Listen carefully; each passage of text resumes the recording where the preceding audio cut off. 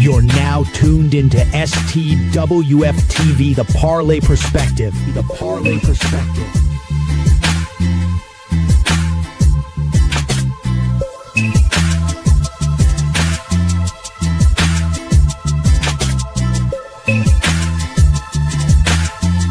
Five, four, three, two, one.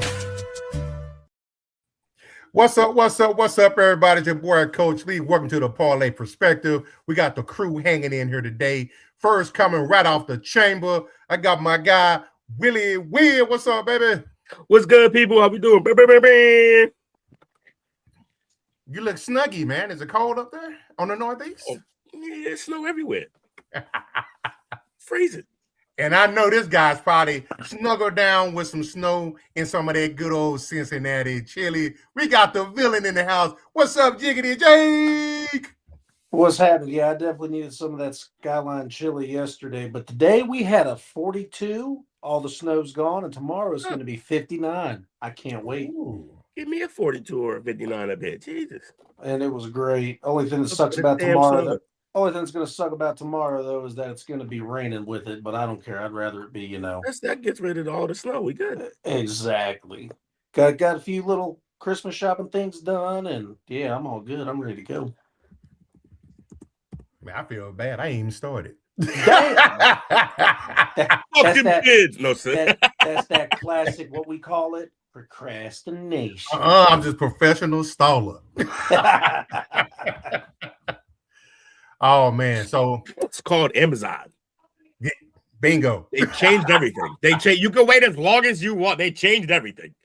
I don't know. Hey, Will, I was trying my best to find and buy a flannel for my brother's thingamajig I got going on. And it wasn't going to get here till Saturday. Well, the thingamajig's Saturday, so I was pretty pissed off. They take forever when you want to get a piece of clothing. Oh, you got to, it's that time of year. There's only so many. They don't just create your new drivers. It ain't like Waymo's out here just pumping out new cars for them to deliver these. When is Waymo going to take over for Amazon? This is a chop-up topic. Let's go. Nah. I know, right? We can turn every show into the chop-up. It's that easy. That easy. Our bread and butter, baby. So, speaking of easy, let's go ahead and get started because you guys are basketball extraordinaires, specifically college basketball. Let's take a look at the women's top 5 power rankings. Of course, I have the men's pulled up. We can go. No, you got. Quick pivot for me. Omaha, we good. So, we're going to go through the top 5, let you guys provide your expert analysis. Number 5 at 11-1, UConn. Number 4 at 11-0, Iowa State. Number 3 at 11-0, Duke. Actually, this is men's. My bad. It's right. I still did it anyway, Will. Are you sure? Yeah. That sounds like women's, though. Now it's men's. Man pivoted the pivot. Yeah. So UConn 5, Iowa State 4, Duke 3, Michigan 2 at 10-0, and Arizona 10-0 at number 1. So what date is that? This is as of the 17th, and it's primarily pulling from CBS Sports Rankings. Today. Yeah, I have one from. Okay, so they must have just changed it. Mine's from yesterday. It got Duke at 1, Gonzaga at 2, Zona at 3. You're looking at the AP? Michigan 4. Yeah, it's BPI. It's Men's Power Index. Huh. Yeah, I got what Coach says. Number 5, UConn. Number 4, Iowa State. Number 3, Duke. Number 2, Michigan. Number 1, Arizona. So we are full on trusting coaches. I don't know what I got pulled up. All right, so UConn. I'm happy. I'm more happy just to see them back up there. That's what threw me off. When I saw that, I thought it was the women's. Yeah, you thought the women. That's what I thought. And that's why I was like, nah, you had it right. There's no way. Because then I was like, I don't remember hearing them losing. Yeah, it's crazy. Wait, is this the one? Anyways, yeah, shout out to UConn. I'm trying to pull up what they just have been playing. Yeah, I am not getting that same one anyway. That's crazy. Let's do this. That is crazy. All mine have UConn at 11-1 at 7. Did they? Are they undefeated on yours? Anyways, yeah. List I'm looking at, so they just lost a game. Oh, This one has them at also 11-1. Okay, cool. Yeah.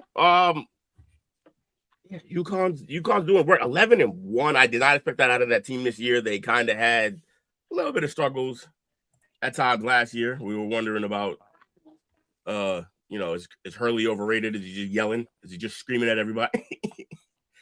But nah, Hurley's a good coach, man. He knows what he's doing. He got them boys balling. I'm trying to see who's leading them in scoring at the moment. You got anything up on them, Jake? UConn only has one loss this year to who is it? Let's see. It was Arizona, who's ranked number 1, so respectable loss, and they only lost by 4. Yeah, I think they just needed a reset. You know, they won their championship, or 2 championships, maybe, I believe it was. I forgot. But yeah, they're starting conference play already. They beat Butler by 19. They got DePaul and my Xavier Musketeers coming up. Easy wins. Yeah, basically. Because the Big East is they're kind of falling apart on themselves. But yeah, and other than that, UConn should have a fairly straight shot straight through, other than some tough close rivalry games. But that they need a rebound year. They looked bad last year, but good coaches, good teams, good recruiting. They know how to bounce back the correct way, and I think Hurley's shutting the naysayers down. They're being led in scoring. I love the distribution on this team. They don't have any true unbelievable scores. They just have 3 guys averaging 14 and a couple guys averaging 9 and 7, led by Liam McNeely, Solomon Ball. I love watching his game. He's got some explosion to his game and some craft to his game. I'm looking forward to seeing how that kid evolves, because his game's already pretty good, and he's with good coaching, who coaches guards really well. And then they also got Alex Caraban. So yeah, they're doing work.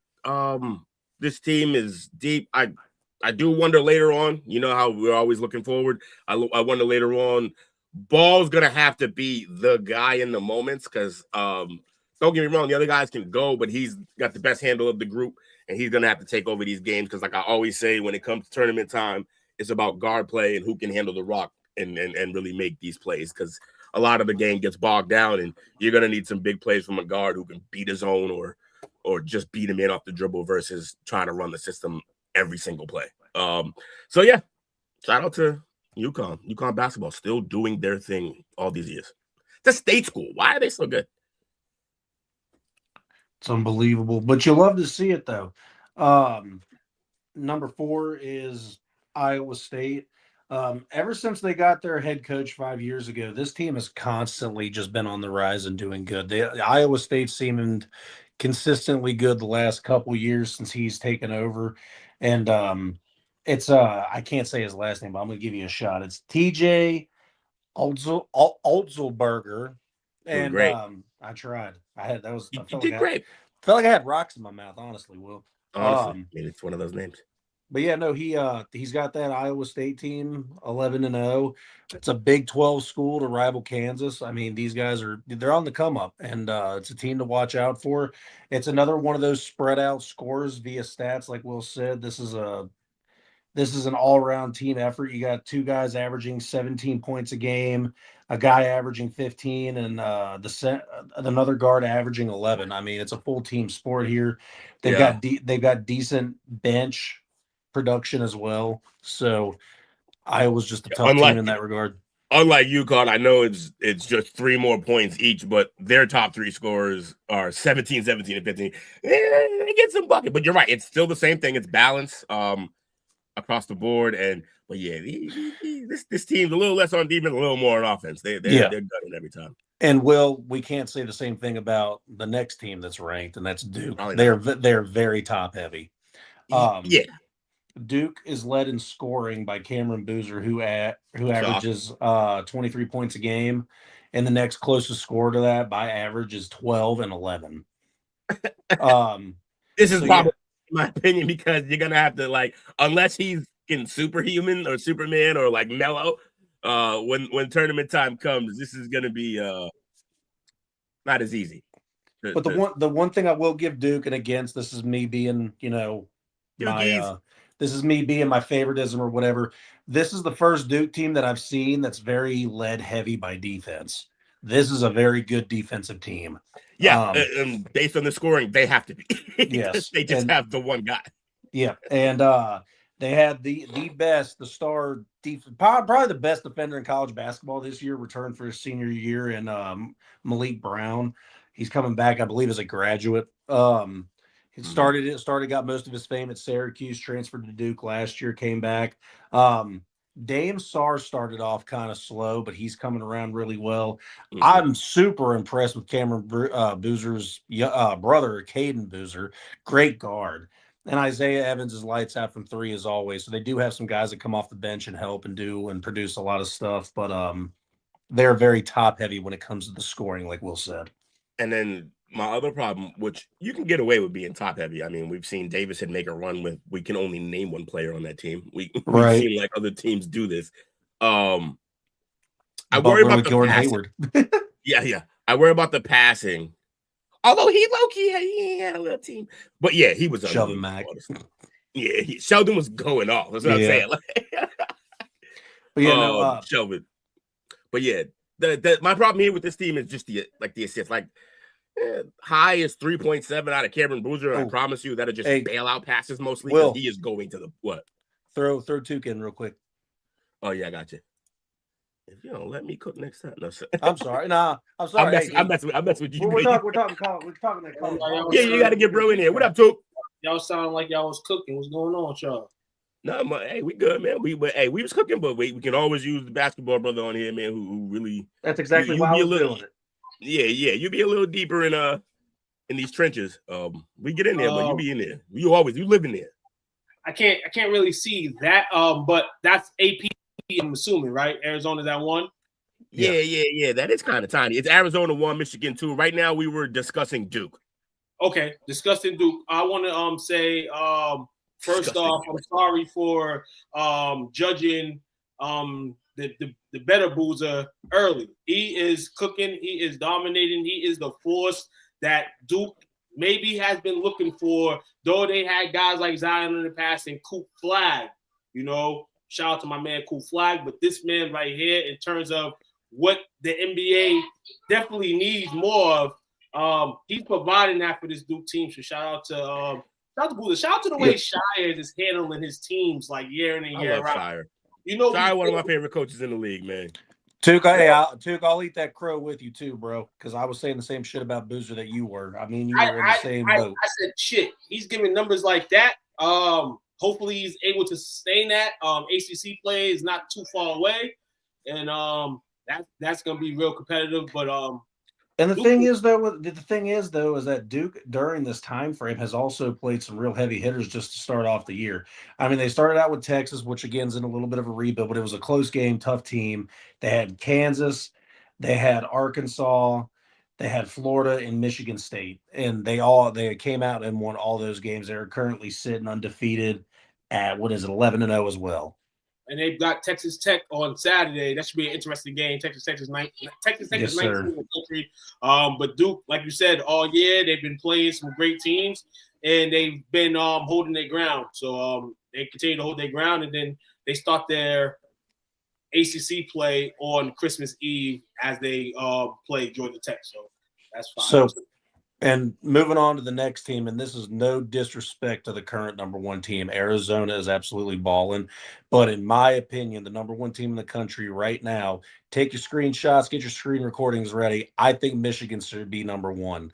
They are not just beating teams. They're destroying teams. Yeah, like taking the will of wanting to play basketball out of every team they're playing. I mean, did you see the Gonzaga score? The Gonzaga score was ridiculous. 101-61. They beat Auburn 102-72.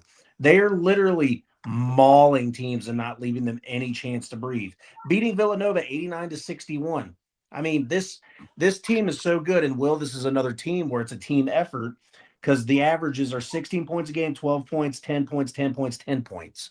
It's almost always like that with Michigan. They tend to play team ball because they never really get the guy, so they got to play team ball. Yeah. What the last guy they had, like Nick Stauskas or maybe Trey Burke? Probably like I can't remember the last like the guy. Maybe Caleb Love for a little bit. They had Jordan Poole came out that fly. That's a good one. Poole. Yep. You got Poole's one of them guys who took such a jump when he got to the league. He was way better in the league than he was in college at first. Like, and before he transferred to Kansas, they had Hutchinson or whatever. Yeah, Hutchinson. Hutch, yeah, right. They did have Hutch. So they're doing their thing. Michigan, definitely they are. People may say they are the number one team. Definitely. That's what I'm saying. In terms of their right now, I mean, obviously Gonzaga is who they are. They beat them guys basically by like 40. Auburn at the time. So I mean, they had some good games to start the season off. My thing here for them is that they're probably going to be on easy sailing for a bit in terms of their team. Though conference play is definitely more competitive in a sense. They don't play another ranked team Someone they can. Purdue. Don't tell me it's they Purdue. play Nebraska until they play Nebraska. No, don't even. I'm looking at the schedule here, and I don't even see. I see Purdue February 17th, but they got a stretch where they play Purdue on February 17th. They play Duke on February 21st. Other than that, they don't have their real first like rank test until they play Nebraska on the 27th of January. So they have some time to kind of like they've been doing, building that team up for situations like this here.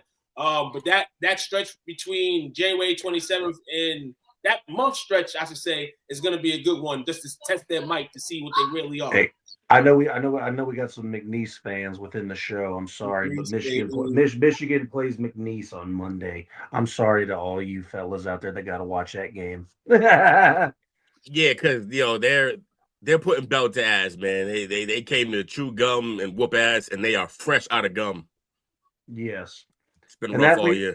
And that leaves us with the number one team in the nation, the Arizona Wildcats, right? Well, they're Wildcats. Mm-hmm. They wild, and they cats. They Wildcats. This is another team. It seems like the whipping post for the year has been Auburn. Unfortunately, Auburn started off ranked, and they have been getting smoked by every ranked opponent that they have played this year.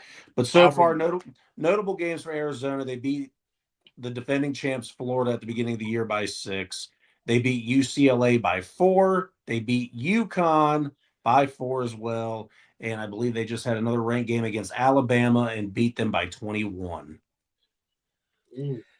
Yeah, poor Auburn, man. Auburn is I guess once they get into Big 12 play, it's gonna be interesting too. You got teams in Kansas. Let's see how they can operate at that time. BYU, Houston. So there's some good ranked teams in this conference for Arizona. We haven't seen nothing yet. We're gonna see these rankings shake the hell up, especially in conference. Who the big man, Pete? Who the big man, Pete? That kid's. Pete. Yeah. Yo, that kid, he's just a horse, bro. Like, I don't know what to do with that guy. It's a big motherfucker just dominating down low, and he played with good energy. You know how some big guys like Ayton, which is funny because same school. Ayton just like, he's super extremely talented, but the energy level is just like, do you like basketball? That you ain't got to worry about that with Pete, bro. He's coming every game. Hey, man, yo. Man. God, we got some decent guard play as well. Zona doing their thing, man, early in the game. I'm excited. It was some hell of a game. I was watching some college basketball last night, man. Got some young cats, man. Guys that ain't on the ranked list, but you got teams obviously. I'm gonna screen BYU until I can't no more. Product of the environment of Massachusetts. You got UNC who's 12. Louisville who's right up top of them at 11. So you got some decent teams here within the rankings. SEC doing large numbers on the rankings, man. You got some teams here ranked crazy. So Woo, woo, woo. We ready for conference season? I am. I may have to go to the BC Syracuse game at BC on January, I think, 10th or 17th. You gonna do that to yourself? That's what you gonna do? You gonna go up there and get disappointed? I want to go to Kanye Anthony, man. I want to see if Lala brings Kim. Yeah, you're stupid. My man trying to go to a college basketball game and cover for the pod, and he's like, I'm going for the hose. He's like, I need to see Lala. Where's she at? You know? Hose water. Yeah, hose. Yeah, hose. Shout out to the hose water, man. We got some new flavors later on this year. New flavors of hose water. Flavors. They now come in 69. What's the damn deal? What's up, two quad? Say the whole government name. What? Hey, folks, we're best friends. We're best friends, but starting tomorrow, we may be distant from each other. We have a pivotal meet and matchup going on in the STWF semifinals. Oh, yeah. Yeah, it ends up like that. So me and Coach, I think this is like the second time in 3 years that we match up in the semis. So best man. You bums be paying Uncle off. I'm convinced. Crazy is, in the STWF Junior League is the second seed, the highest remaining. I am number 5. Coach is number 6. In the 8th seed, which is Dominic, playing this week, he beat the number 1 seed. So he basically saved me. It's chaos in there. It's chaos in that league. I'm beating by like 120. Like crazy. In a playoff game. Playoffs. It's definitely tuning up, man. Football season is at its maximum heat right now. Fantasy football is in its maximum peak. So everybody keep tuning in. And everybody shouting out. I'm gonna shout out everybody that played in all leagues this year. They ain't hear nobody complaining, man. So that's dope. When you don't hear nobody complaining in the league, that means it's pretty decent. So shout out to the homies that put on the league every year. Already. You heard? All right. So you guys gave a great analysis of the men's side. So we're gonna show a little love on the women's side. This is more Duke's level. I mean, this is more Duke's lane right here. He be doing a little more in the women's space. Anything jump out to you? Yeah. Texas whooping ass. Dominance. UConn dominance. Shout out to the Northeast. We know UConn killing, but Texas whooping ass. It's peeling though. For sure. Good win over Baylor on Sunday. Texas is definitely we want to see who wants to compete with UConn. We know when UConn's good like this, we got to give UConn a prize. We was giving it to South Carolina for a few years, but it's back in UConn's favor now. So who can dethrone UConn here? Pretty much a team that can display all 3 levels of basketball, and I feel like Texas can do that. And I'm looking at all these teams here ranked. South Carolina at 3. I still have problems with them. I feel like they're too small, huh? Who can dethrone them? Who can dethrone who? UConn? Who can dethrone UConn? Texas. It doesn't matter. It's just UConn, baby. You touch Gino in the women. You know what it is. Nah, I know what it is. The game has definitely come about. Shout out to TCU. TCU pops out lovely here. Olivia Miles and Basham. They was out there putting in that work last night. It was wild. So there. I lost my bet last night. LSU definitely. Shout out to LSU. Shout out to LSU though. 12-0 right now. Doing some great things. It's gonna be interesting. It's gonna be interesting when that SEC start. One thing I like about college basketball that you don't really, obviously you can't get in college football is like when the men's and women's program for the same school is cooking, like UConn right now. Like think about the atmosphere in the school. Because imagine when one of the teams, like the men's or the women's, is cooking and the other one's like mid. That's got to be kind of awkward at every awards dinner and shit. I know, right? But when both teams are frying like UConn is right now, the energy on campus must be crazy, bro. You gotta love it. That's why I love college sports, man. And then they have Bobby's here, Mr. LSU, Mr. Women's college basketball, but also he just loves college sports, man. And then they have a football program that ruins it all. Yeah, basketball. The men's basketball team is not bad. They just need to be in a space where they can improve themselves, and that's been the problem there. They stole one from BC. BC was up like 10 with like 4 minutes left. They ended up stealing one from BC at BC. LSU's not bad. They got wins over New Orleans University Privateers as well. So, yeah, like you said, Bobby, for the men's, when it comes to conference time, it's maybe gonna dumb them down a little bit, but they're looking for an at-large. They're looking for an at-large bid. Let's just say that. Women, we know where their ceiling is. Their ceiling could be national championship, but Ceiling is the roof.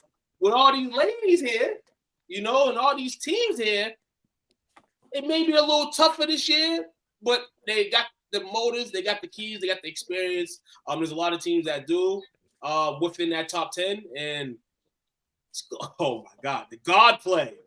When the tournament starts, the God play is gonna be insane. Yes, that's my favorite part of the game. Favorite part of the game is watching guards cook in the tournament because they have to. I love it. Yep, here comes AZ Fudd. Yeah, she's special. And KK Arnold. Yo, could you imagine being Ozzy Fudd right now and like being that nasty and not even being close to the top 5 UConn player all time because that school is insane. You can't. I don't even know if you could crack the top 5. If you a young player right now trying to go to UConn women's, don't go there because you want to be a top 5 player in their history. It ain't gonna happen. I feel like he kind of sits. I feel like Gino, and hey, I've never been on a recruiting tour with him, but I feel like the recruiting never gets mentioned. It never gets talked about. We talk about how many good players he's gotten, but we don't talk about how he forms those teams up. And this is for other teams too that maybe try to recruit like this. I feel like they recruit in terms of 1 through 15. They recruit very well. They're not trying to recruit stars on top of stars. And if it is the case, one's a guard, one's a forward, one's a 2 guard. It's all in the rotation, So, well, shout out to UConn. And Gino. What is he promising? What is he promising when he walks into those homes?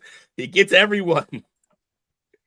It's the Aaron Paul meme. We can't keep letting him get away with this. I got WNBA MVPs. I got. That's what I'm saying. He just walks in.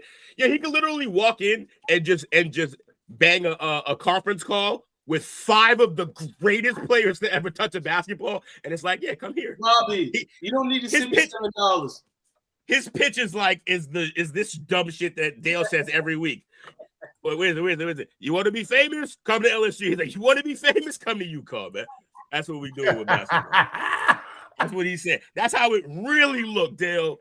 Dale catching strays. You should. I don't know how he catching him. He's short. Shout out to my guy, Dale. This is what you get for not liking basketball shows. Because he's short. I wish I was a little bit taller. I wish I was a baller. I kept that row session short and sweet. And one more college thing. One more little thing. NBA draft, WNBA draft board. I better see all the crooks get higher on the rank and draft board because listen here. They're terrified about her weight, but she is literally and figuratively a horse, a bull. She is crazy in the paint. They can't do anything with her. And we've seen other players try to do this. In the men's game, we had Jared Sullinger. Men's game is a little different. I think she's going to be worked in the league, too. I don't know what they're going to be able to do with her. The Iowa State girl? Yeah. Yeah. The one who's as wide as she is tall. Yeah, man, that's the tank. That's the tank, bro. I'm telling you. And look, when I say all these things about her size, it is not disparaging. I would never want to see her in the post. Yeah, I'm catching an elbow. That's an athletic Lizzo. I'm going to move up top. Bro, take that down low. She said Iowa. Go back to where he Athletic was was before Caitlin Clark. She went out there and did them dirty. Another team to look at women's wise is the Louisville Cardinal. Big win over North Carolina. Major resume booster for them. When it comes to tournament time, that's gonna be dope. I think on the slide is Duke and North Carolina, but maybe here come Louisville in the ACC.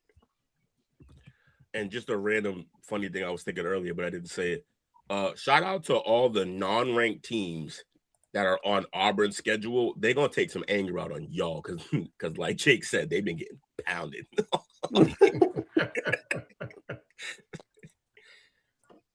And I know all my hoopers know, like when you have one of them seasons, y'all getting wiped down, man, them lesser teams who are on your level or lower, they pay for those. They pay for all of that. So it's gonna be fun. Shout out to two bringing it heavy with the female College basketball, baby. It's amazing, baby. With a capital A. Yeah, baby. So next up, we had a big boxing announcement this week. Bud Terrence Crawford announced his retirement. He's officially in Mayweather mode. He will fight on the right 3 to 5 more. He will fight 3 to 5 more times against silliness for money fights. Although he is older than I realize, we always forget how old he is. He's like 38, 39. 38. Yep. Yeah. So he's not a spring chicken, but also his peak started a little later, I feel like. So yeah, man. Shout out to Bud. It's a great career. He capped it off with the win that he needed. Every boxer, especially late, once they start getting into that conversation of where you rank. Like once you start talking about legacy and you're one of those guys who can maybe be mentioned in the top 10 or 15, it starts to be at that stretch, who do you knock off that is like worthy? And he went out and got Canelo, man, and he kind of dominated that fight. So that's a humongous legacy fight. I have no qualms with him stepping down after that fight. But yeah, be on the lookout for these money fights to pop up. I could see him fighting a Paul any day in the future. Now Paul, one of the Paul boys. Okay, he's in a position where the money's got to be right now. I think that's why you stamp the retirement if you're Terrence Crawford, and like Will said, tipped it to a point. Great point. He's going the Mayweather route. He has to be, right? I mean, he's like you said, he's old in boxing age, you know what I'm saying? But he's not that old in boxing age. We've seen guys at 40 plus, like you said, make a couple fights every couple years, you know, and do what they do. But it's all about the money now. It's all about the money when it comes to T. Crawford. He has deserved it. He has earned it. He has fought. He has won. So now we have to wait and see who his next opponent is going to be, because there's going to be one. But enjoy the retirement phase of your career right now. Enjoy with your family. Enjoy with your peers. Your man Shakur Stevenson got a fight in January against Teofimo Lopez. Train him hard for that one right there. That's gonna be a good fight right there. That's Mr. Shuck and Jive himself. Jersey City put on, hopefully. And your young man, and he's good at that too. You know, up in the young man's Keyshawn. You know, you got Shakur, like Shakur. You know, his little brothers, you know, upping them up, get them to where they need to be, and be a teacher, man, to these students. He gotta get Shakur to lock in, man. If I see one more fight with that man as a track star, I'm done with Shakur. And Shakur's my guy. Shakur's my dog, bro. No, the fight with Turkey guy, he put his hands. He fought a little more. That was a bad matchup for that Turkey guy, but he fought a little more. But the previous fight before that, my man was shucking and jiving all fight, man. It was hard to watch. You don't have to put his hands up with Teofimo. He ain't playing. Oh no. There won't be no running from Tio, because he gonna walk you down.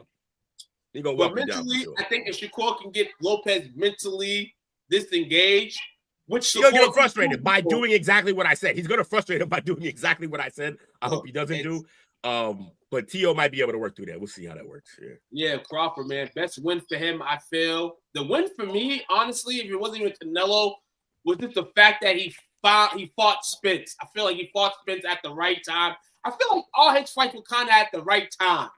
And that's why his greatness seems as cemented as people would say it is. It is because when you fight people at the right time, it just makes your resume so dope. When he fought opponents, you know, maybe Canelo, maybe more the older range, but Canelo and him is kind of the same age. I feel. What Canelo 35, right? Canelo actually younger, which was crazy, but Canelo's younger, but also has been fighting longer. So he's younger in age, he's older in boxing. I definitely would have loved to see. Him against Benavidez. I definitely would have wanted.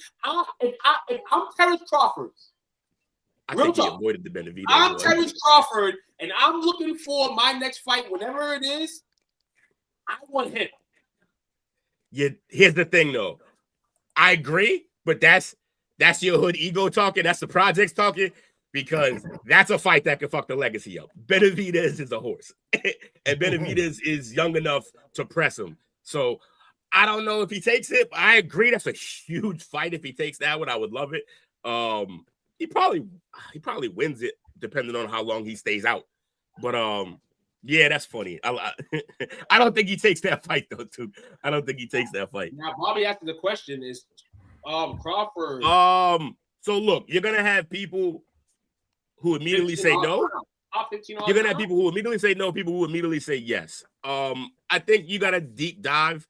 People are gonna say the same sentence that Took said earlier, where he fought people at the right times, which is a convenient way or a nice way of saying he was strategic about his ducking.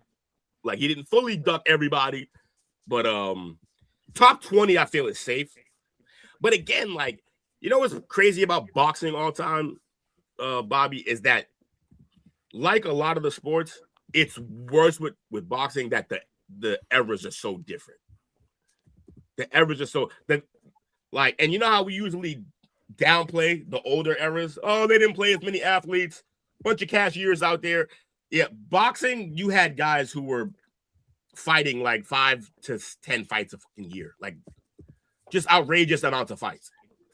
Yeah, I don't know. Top 20, I think, is safe, but I'm sure you can find somebody who would debate that too. But I like top 20, and then you get him in the top 20, and from there you start debating his position in the top 20. I think that's fair. Okay, so I'm gonna go here because obviously you said top 20 is safe. So according to BB News, this is the 20th top boxer of all time. Number 20 is Salvador Sanchez. Do you know who that guy is? I remember the name. 20. I don't remember. Huh? So he's a boxer whose career spanned over 20 years. Definitely, he was an early boxer in the 60s, ramping in the 80s. But like you said, to people, it's kind of like when you watch boxing. Because if you ask OGs and older guys to belong to the game, they're going to tell you differently. But boxing guys understand how boxing is played. And the way Crawford played in the ring, 20, maybe 15 is good for me. Even if he's in the top 20. You know how many boxers? Like, even in all time, many boxers, so many athletes, so many boxers in this case. And for our eye, that man was a bad motherfucker. So I'll take that. Didn't Crawford win belts in 3 different weight classes? I believe he did. So. That puts you in more rarefied air than just being a great boxer. To do that, so did light welterweight, and super middleweight. Yeah. Yep. So and Manny Pacquiao held that weight. Yep. No, Manny has the record of like jumping up, most titles jumping up. But where Crawford is that he was the guy, like reigning champion, like the guy, like in the magazines we read today. That's where he stayed. You know what I'm saying? So I think what's going to happen with Crawford, when we rank him all the time, is people are going to say something that is kind of fair. At what point and for how long was Crawford the baddest man on the planet? And the answer is a couple of years. That's the problem, because the entire time Canelo was still reigning supreme. Now, he beats Canelo towards the back end, obviously. Now, does that mean that we're going to say the entire time he was better than Canelo? I don't think we're going to say that. That seems like a Terrence fallacy. Crawford Terrence Crawford may be the Kobe Bryant of boxing with that justification or that question you had. I feel like that's what it is because people say that about Kobe all the time. But at one point was he's like the marketable guy or whatever the case was. But we seen the face, what work he put in. The face, yeah. How long was he the face? Right. In terms of the face, like Crawford wasn't the face, but Crawford was a guy that every time he put on, time he got in that ring. Because remember, Jordan, like Bird and them handed it off to Jordan. Like Bird and the Pistons and them, and you know what I mean, they both handed it off to Jordan because they had to. Magic too. Jordan reigned supreme, handed it off. But when he handed it off, it was kind of like, is it to Kobe or is it to Shaq? Or is it Timmy, or is it Iverson, who's like the MVP of the league at that point, basically? That's what I'm saying. And then it's definitely Kobe for like two. Like I say 06, it's Kobe's league still. It's Kobe's league in 06, even though the team isn't great. He's out here going crazy. That's he averaged 40, 43, 30, 35 for like the month. He was going bananas. Like that's kind of the face Kobe, but also during that point, he's still fighting off the scandal. So his era of being the face was already going to be abbreviated. And while he was the face, he's fighting off allegations and the case and everything. So it's tough for him. And then LeBron comes in. LeBron and Curry come in. And KD. And so it got rough for Kobe, but we know what Kobe is, right? That's kind of what that's a great analogy too. Bud might just be Kobe. Like he's just stuck in an era where he got passed off, even though he was great. There was faces of the league that wasn't him, and that's gonna hurt when it comes to the all-time rankings. It shouldn't, but then again, it kind of should. It's kind of how the game goes. Yeah. Exactly. Shout out to the champ, man. Retirement, great retirement. Now, who Canelo gonna run to now? He can't duck everybody no more. Figuring his flaws out. I love how he called him the ducker, but like other guys be fucking running from fighting. Like Canelo fought more than all these guys. No, he definitely did. He definitely did. I just like, damn. I mean, some people duck for a reason, and I guess in boxing is a man's sport. Hey, you know what not to do and who not to be around, and you got to. And this is why a lot of people take these zeros on their record to the core, and they try to keep them because. And I always say, if I was ever a UFC fighter and I lost bad, I don't want to play UFC no more. I'm done. So I know the money comes into play. I know the money and the fame comes into play. But the reason I won't call Canelo a ducker is because he didn't have to take that Mayweather fight. He wasn't ready. He wasn't ready for that fight. He was young. And he took that fight early. And like he took most fights. Now, was he strategic about it? Yeah, but they all are. They're all strategic. Very few guys just like any given day, wear the tape and gloves. I'll fight you in my backyard. That's not every guy anymore. It used to be. Right. Toot had me laughing.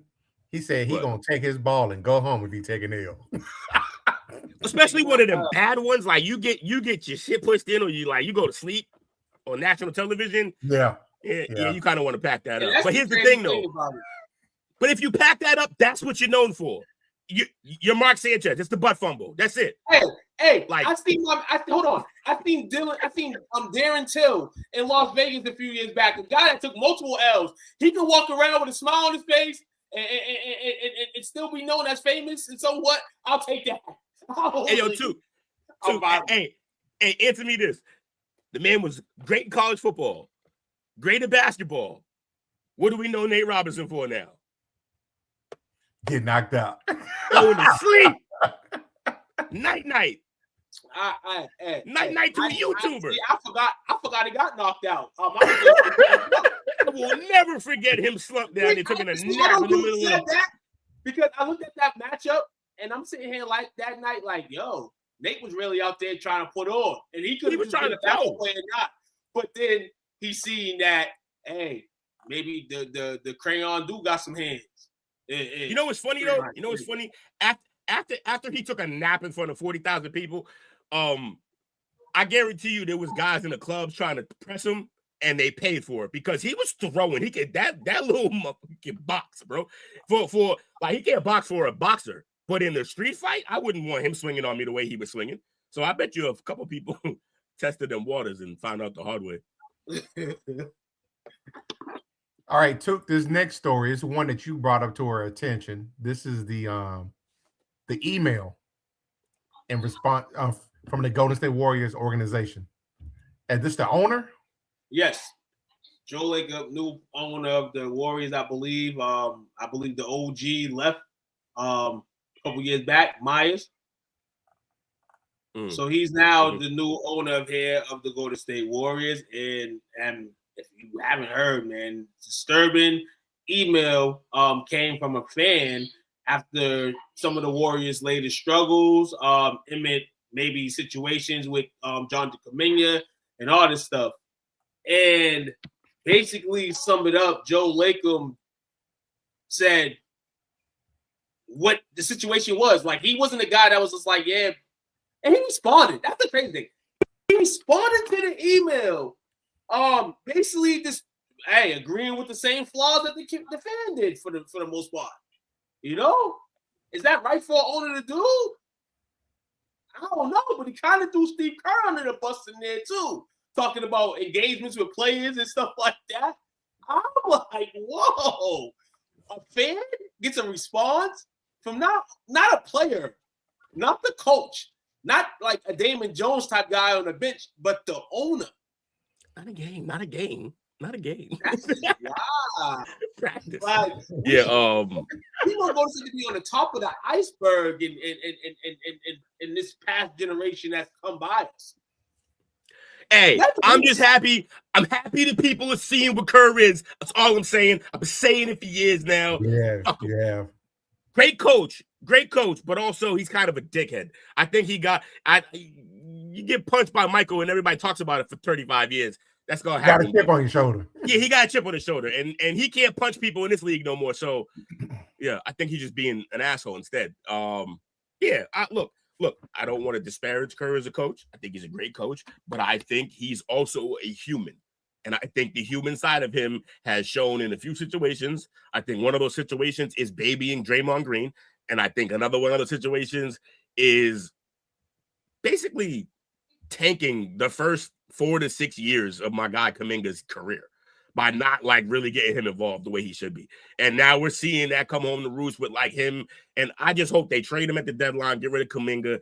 And they should honestly, Kuminga, Draymond, and all the picks in the world, go get Giannis.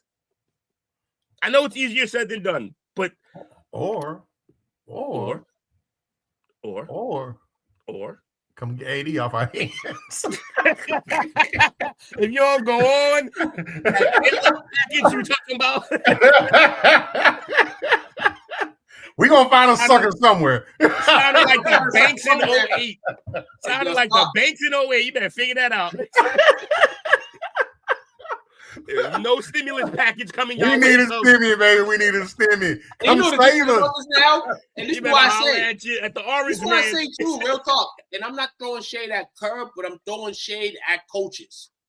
This is what happens when you don't have the team that you were accustomed to, and now you got to adjust to things. And though, for instance, Kuminga might be a good answer. What did I do? Give us a run. But at the same time, Kerr feels like he ain't the answer. So then it's like, is Kerr a bad coach now? Or it's just something that the Warriors lack, and that's depth. Do they lack the depth? Yes, I think they do. But I think the way Steve Kerr is handling certain players, maybe not the way to go, figuring you don't have that depth. You know what I'm saying? So it's... If Dale gave a crap about basketball, it would be like 4 or 6 of this podcast have had to deal with Ed Davis. Anthony Davis, man. Hey, I love Ed, but I'm happy that AD was a Laker, man. I know the injuries and stuff occurred, but I don't think at any point he was the reason why we lost basketball games. I don't think. Not especially not when he's on the court. He can't be the reason. He was never out there. Nah, my man played. Boom. Zing. Bazinga. Get out my head, Will. Listen, I'll tell you this right now. If the Phoenix Suns can go get him, they go get him. Yeah. Who, Ed? Yeah. I don't think they would. He'll be the best big man in Suns history if he went on the team play. He might not even be the best big on the team now. No, I'm kidding. Amari Stoudemire might be the guy, but it's Amari. It's definitely in terms Amari. of AD, if he went the years before. Oh wait, did you hold on? Did you fix yourself? I hope you meant center. Center, yeah, not Charles Barkley forward. Yeah, because I'm about to say, Sir Charles is on the phone and he's stuttering. No, Charles is a fucking different beast. Charles is in his own league of his own. That's the man, the face of Phoenix. People may not want to say it, but you can give Steve Nash it, you know what I'm saying, for the younger generation. But Sir Charles for sure. He got to an NBA Finals. Steve Nash didn't. Remember that. In the first year. Because the refs jobbed him against a few teams in the West, especially in that King series. Okay. Crazy. All right. What we got next? We're talking basketball again. So basketball. So this one we all knew was going to happen. It was just a matter of time. We briefly touched on it last week. This is CP3 being kicked off the team. So I want to preface this by saying, before everything that we go over today, is 4 key things we're going to go over. But before we do that, there was another executive who went unnamed that said Chris Paul's pretty much a dick, and he gets on your nerves. But he says because the shit he talks, he's usually right. That's the problem with guys like that, though. That's the problem with guys like that. The problem is when you're unruly and unhinged at all times, but you're right, but you can't back it up in terms of how you're playing, you got to get out the locker room. You got to tank. And I don't think, look, here's the thing. A great point guard, and he has been one, is a synergy with the coach. He's just an extended coach on the court. True. They have 2 coaches, and that's a problem. Like, they don't have the one synergic coach. They have 2 coaches. They have the player coach on the court, and then they have Tyronn Lue. It's not going to work like that, especially if those 2 are not on the same page. Now, I get where Chris Paul coming from. Chris Paul mentality is, whatever y'all motherfuckers doing right now, it ain't working. We suck. So I got 15 to 18 years of knowledge in the NBA. As being a great point guard. Let's try some of this, try some of that. My whole career's been about making guys better, and I've done it at every stop. How about you let me do it? And the problem with that is even if he's right, that's not how buying into a system works. That's true. Sometimes when a system is being learned, you gotta go through the parts where you're garbage, where you're not running it right, where people aren't in the right spot, where we need to figure things out. If every time that happens, you got a guy saying, hey, let's just do things differently, you're never going to learn either system, either the players or the coaches. You're not going to learn that system. So Chris Paul needs to, I don't know why, he needs to go back to the Spurs or something, or just go back to the Rockets, because they could use a little more help at that point guard spot, even though Reed's cooking. So most of Chris Paul's concerns, they centered around a perceived lack of accountability, off-court cohesion, and overall commitment to a championship mentality within the veteran roster. And it said that his intense style, his vocal leadership was kind of seen as disruptive to some in the organization, which led to his abrupt departure. Yeah. So the first thing we're going to talk about out of 4 things is his concern for the lack of cohesion. It's part of his problem. Like, if you're not backing the coach, you're part of the cohesion problem. Well, this example that he pointed out, I kind of say he went back to what we said at the beginning of it, where he's kind of difficult to deal with. And it says Paul specifically noted issues like a lack of conversation in the team group's text chat and very little time spent together off the court.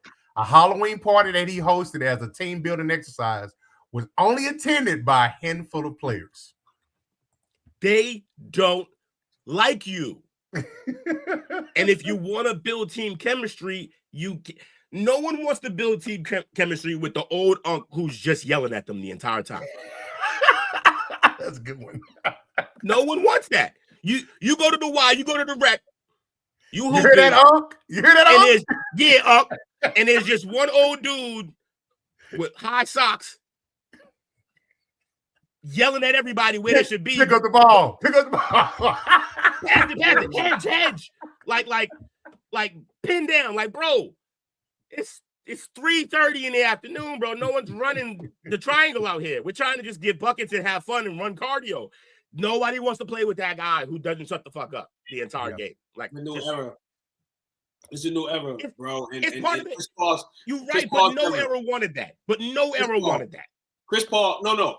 And I say new era because I say like this. For instance, we grew up in a different era than say y'all kids, right? I work with kids daily. For instance, you can't treat kids the same as we will probably be treated in certain situations in a day. And I feel like in a basketball sense, he just met the apple, or the tree that is not going to take that. And now in his career, he's dealt with teams that may have, because like you said, he's a great player. But as you go down in life and down team by team, you wouldn't expect that. But my thing is, now I blame the Clippers for this now. Because first off, you knew who Chris Paul was, so why'd you sign him? You already had him before, mind you. This is not the first time he's a Clipper. He's been a Clipper. He was a Clipper. Even when he was good, he was the same Chris Paul. But why? You know how your attitude in your locker room is. You know you have Kawhi Leonard. You know you have James Harden. Why would you bring Chris Paul in to your team if you knew all this was going down? And the crazy thing about it is, I want to give a clap for Lawrence Frank, because I feel like he's the guy that was told to give him the you have to leave or whatever the case is. He shouted today that the Clippers still want to retire Chris Paul's number. I think the Clippers are just like, we made a mistake. We should just let you be good and called you at one point next year or 2 years from now for a retirement party. Because if I'm Chris Paul, I would still take the Clippers, pledge of allegiance for a banner if I'm the first person in the banner. And Chris Paul's probably going to end up taking it. Because at the end of the day, Chris Paul has to realize that he may be too smart for the game now. He's going to take what? Only the sense of his mouth and the way he. I might have lost track. He's going to take what? Like a trip to somewhere else? Where? What? No. I feel like he will. If the Clippers call him like, yo, we want to retire your number, I think he will probably take it. I can't imagine why they would do that. They said that they wanted to. Did they really? Yeah, and they still said throughout all this stuff that's going on, they still want to retire his number. They just feel like the situation is not working, but that's probably because of the guys ahead of him in terms of the depth chart. James Harden. Oh, he'll take that then. Yeah, no. In terms of if they said that, then yeah, he'll do it. Why wouldn't he? Like that's still an honor, even if you had like problems on the way out. That's still an honor. Usually that's not said on your way out. That's usually like 5 to 10 years later. They're like, hey, we passed everything up. Come back, we'll retire your number. That's a weird thing to tell a guy. Hey, we're gonna retire your number, but get the fuck out. Like, the other reason, honestly, is because his commitment and team. He like, look at it. Every night we go on this court, we lose. We're 14th in the West. You know who's behind us? The Pelicans. That's how bad the season is right now. So maybe they like, yo, Chris, honestly, dog. And Chris is like, nah, you can't have it in the paper. Now, look at this. Look at this. They said he sent them home. Hold on. They sent them home. They didn't say Chris Paul was cut. They didn't say they waived him. No. Oh, go home, Roger. They're trying to do him due diligence to try to get him on a different team because this team ain't it. Not for your mental, not for your playing style, not for the way you act. Not at all. Nothing. You gotta go. It's not it. Bye. So what would be the ultimate, like, this would be crazy too. In petty season that we're currently in, because it's been petty season lately. In petty season, he should go to the Pelicans and then get them above them. Like rise that team up. That'd be great. I'd be so happy. Chris Paul in terms of best point guards of all time. He's gonna be top 10, 15. Yeah. 6'7-ish. 6'7". The second thing was accountability and communication. Paul was vocal in holding management, coaches, and players accountable. This included questioning why he wasn't consulted on strategies for facing his former teams the Suns and the Thunder. Again, it's the situation where he's right, but also shut up. Like, you gotta understand. Here's the thing that Chris Paul is really dropping the ball here. That is how things should go. If that is not how things should be going, and you don't think no one's listening, then just get out of Dodge. Stop acting like you're going to be the guy at 38, 39 who can change the situation. Look, Chris Paul at 30, even at 30, Chris Paul at 30, oh man, everybody in that organization would have had to have listened, and they would have listened. Yeah. But at 38, not at Bud Crawford age. You're going to average 8 and 8. Yeah, Bud Crawford age, but Canelo minutes. So, like, let him cook. That's all I'm saying. Canelo minutes. So, like, and here's the other thing. We love Chris Paul, but he's still going to go down as one of the most underappreciated players. He didn't win a ring, and that's one of the main reasons he's going to go down like that. Do you understand? I dare anyone to go find a player that's only 6 foot, playing even at the level he's playing at this age. They age like dogs. It's not good. They get them out of there quick because they're too small. Like, it once a 6 foot guard, even if he's not fast, has to rely on quickness and all the athleticism that he can muster. Once they get older, that's not a thing anymore. And so you're no longer winning off the dribble. You're no longer being able to get to the rack like that. We just got to appreciate. We got to appreciate Chris Paul, but he needs to chill out or go to a team that's like that. It's funny that you were saying name a player, and I thought I had one, but I didn't. Jameer Nelson retired at 36, so. Right. And I guarantee you, if you look at that age 36, 35, and 34, it wasn't pretty, probably. It probably wasn't pretty. And he wasn't defending a soul because he didn't really defend the soul in his prime. See, but yeah, Mike Conley under 60. They got guys under 6. Well, 6'1" Conley, 6'1". Yeah, Stockton was 6'1". Coogee was 6'1". We'll count those though. We'll count those. Nate Archibald 6'1". That was actually almost my name. You almost Nate Archibald. Nate Archibald. Yeah. Archibald. My mama almost named me that. And he got Kyle Lowry, Tim Hardaway. I'm pretty sure Pops does too. Kyle Lowry, Tim Hardaway, and Kemba Walker. Pop would have been like, "You name him Nate Archibald for?" Like, he's just something I need to know. The third thing was a clash in leadership styles. Paul, I just caught that wheel. Paul's leadership approach, which some teammates and coaches found abrasive or disruptive, clashed with the teammates' environment. The front office and coaching staff felt his style was not aligned with what the team needed, sometimes perceiving his input as subversive or locker room lowering that undermined the staff. Look, here's the thing. Everything that all three of these things that we talked about, they all fall under the same umbrella, and it's the umbrella that Took opened, and Took said it best. He's like, the errors are different. He's in there yelling at people. Like, it's not gonna work. It's not gonna work, man. Don't nobody want get off my get off my lawn, but he's in a locker room doing it. And for me, the fourth one, which I think is the most damning one, because when I think of the LA Clippers, this is the one I've always thought of, the organizational disconnect. The situation revealed a significant disconnect between Paul's championship-driven intensity and organization's comfort level with that approach. Head coach Tyronn Lue and Paul were reportedly not on speaking terms for several weeks before the split. Here's the thing. That's the one, and you said that's the most damaging one for the whole situation. That's also the one CP3 don't get a pass for. You knew this going in. Yeah, that's true. That was not a secret money about this franchise. Took the money.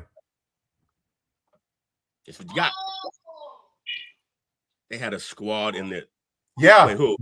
That was a series that they was up 2-0, and he tore his hamstring, and they lost to Houston. Well, I don't like this part, though, the CP me. Look, I get that it seems like he's selfish, but like his entire game says otherwise. His whole game's about passing. Sure, you could be selfish while passing. I watched Rondo do it for like 8 years here. But like it's about he knows his way works because it does. Now, his way didn't work to the tune of a championship, so maybe it didn't really work. I just think the Clippers and him had a disconnect where he felt like this can be a contending team, and they're not.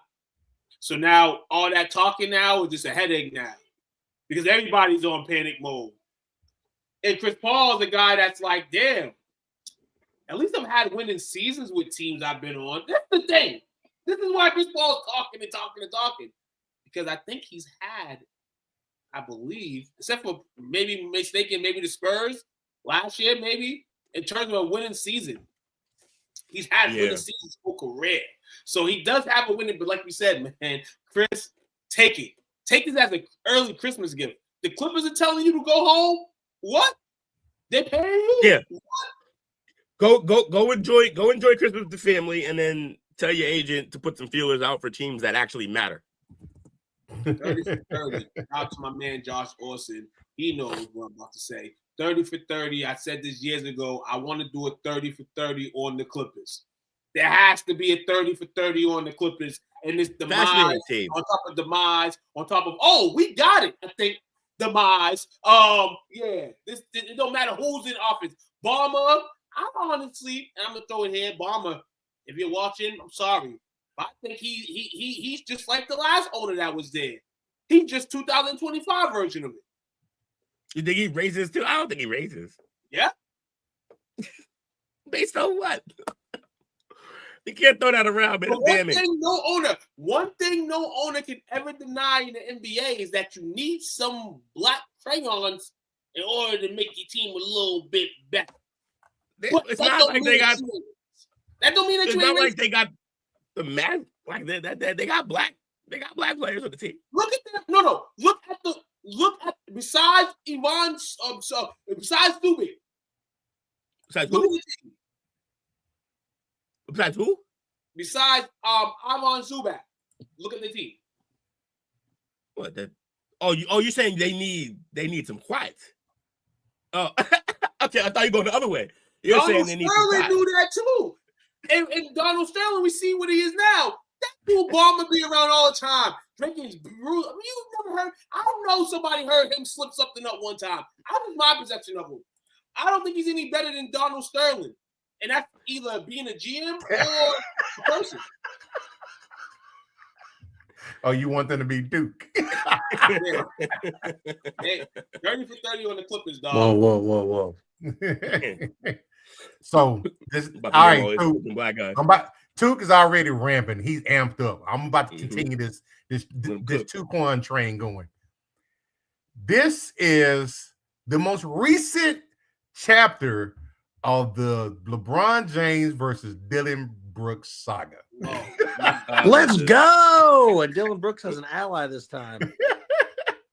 So the latest chapter of the ongoing feud was on the 14th, or 3 days ago. So he got ejected with 12.2 seconds remaining, and the Suns leading by 1. Brooks hit a clutch three-pointer. He immediately confronted James, getting chest to chest, which resulted in a second technical foul and automatic ejection. This is on top of earlier in the game when Brooks slapped the ball towards James, prompting James to angrily confront both Brooks and the referees. James assessed a technical foul for his outburst for his first for the season. Now, in the post-game of that, Brooks later referred to James as a social media junkie, claiming James is too concerned with public perception. And L Boogie's response, he downplayed the animosity, stating he's going to compete, I'm going to compete. We're here to get up in each other's face. Yeah, because we know LeBron is not giving this man, we know LeBron's not giving him a second of his name being popped out in the airwaves. And that's the crazy part about it, because Dylan Brooks, hey, Dylan, you may be known for something after your career is over, man. Because when they break the books of LeBron, they're going to put you and Stevenson and all them guys in it. So why not Dylan Brooks continue to trend? And this is the way you go continue to trend. You can get a reality show just because you're in LeBron's face every time y'all play. I'm not mad at Dylan Brooks for any of his actions. even if it was like scripted by the NBA, all of it was real. Every team. You need people in your book, LeBron. You know what I'm saying? You know you got people on Mike's book, but you know everybody was nice to Mike for the most part. A lot of people ain't nice to LeBron. People be at LeBron, but Dylan Brooks is at the top of the list. So if I'm at the top of the list of guys that really disturb Braun, I'm happy with that. 12.2 seconds and the Suns were up 1 when he got ejected. Now, if I'm a team owner or a guy, I'm like, yo, Dylan, you're bugging. But ultimately, it's a business, so you're not going to be in Phoenix that long anyway, bro. So, hey, you want your life to live on, your legacy to live on, Dylan. Keep doing that every time you play LeBron James until he retires. And then after that, talk shit about him after he retires. That is fire. Yeah. LeBron and him, this is fun. This is exactly what the Suns needed, was some kind of heart. They've lacked that for a while now. Luka took it. Yeah, he did. And he took it because they didn't have it to begin with. But yeah, so look, hey, shout out to Dylan Brooks. Look, I don't have a problem at all with these type of antics when you're balling on the court and backing it up, which is he very much is doing right now. In Booker's absence, he's been hooping. And so as long as he's backing up, I don't like when Draymond does it because he sucks. And so you just out there, messing with people because you can't be relevant if you're not doing that. That's bum ass work. That's bum ass work. So, but shout out to Brooks because he's actually balling and backing it up. Now, there was a couple years there where he wasn't balling like that and was still this guy, which I respect for him still being that guy, but you got to ball. And so no one liked him for 2 years in terms of like the grand scheme. Now we starting to like him again because we're like, yeah, he's an asshole, but he doing the damn thing. And he balling behind it. So shout out to Dylan Brooks. Shout out to LeBron. It's always funny when you see every superstar has the one guy that they try to downplay that bothers them. Yo, Dylan Brooks annoys the shit out of LeBron. He gets the most reactions out of LeBron. He's the only one not scared of LeBron. And yeah, it pisses LeBron off. Don't let him fool you by not giving him airways or on social media. Like, he's furious every time he got to deal with this man. He's also way better, so he doesn't care. But that's true. He still is mad though. So last night we had the crowning of this year's recipients of the much anticipated, much awaited. I'm trying to say the best I can. 2025 NBA Cup Finals. It pitted the San Antonio Spurs against the New York Knickerbockers. Like 1999, this motherfucker. It did. I was waiting to see Allen Houston about the tunnel. The Dallas Freeway. Yeah, for real. So the Knicks won 124-113. OG, he led with 28 points and 9 boards. Brunson, who got the MVP, had 25 points. Okay. Can I speak on that right quick? Yeah, surely can. So I don't really know, which makes this even better because I can't be sure, and I'm guaranteeing they'll never tell us. When he gets the award, Brunson, he does something that I thought was funny. He knows it's the NBA Cup, right? And I want to be clear, him and Hart are comedians. They've been funny with each other since college. They do press conferences together, and they literally, it's like they're just, no one else is in the room. They're just talking shit to each other. It's hilarious. He spent like a whole minute in a press conference. Hart did, just calling Brunson short. just like, yo, they have a lot of fun, those two. Now, I say that to say this. When he gets the award, he does a speech like they won the NBA title. And I don't know if he was doing it because he called out he started saying names of his teammates. He was saying, I get too much love on his team. These guys all ball tonight. Billy Kolick, he's talking about Hart, he's talking about all the unsung heroes. And the way he delivered it, it felt like satire, like he was being a goof about, yeah, see, I don't, they're not being serious. Like but it seems like they are. What is Bro, I'm telling you, these two are comedians and they're never serious unless they're on the court. But like, yo, I truly think he did the whole speech at the end and he made it seem like they just won the NBA title. And I thought it was the perfect way to kind of, you did win, y'all played hard, y'all won, and then you made a mockery of this bullshit ass tournament. And I thought that was fun as hell, man. Shout out to the Knicks. They're in rare form right now. Josh Hart got in there real quick too and was like, "That was AI." Yeah, right. Bro, they are crazy, bro. Menaces. My man got the N1 on the cheeks. That's crazy. Lazy.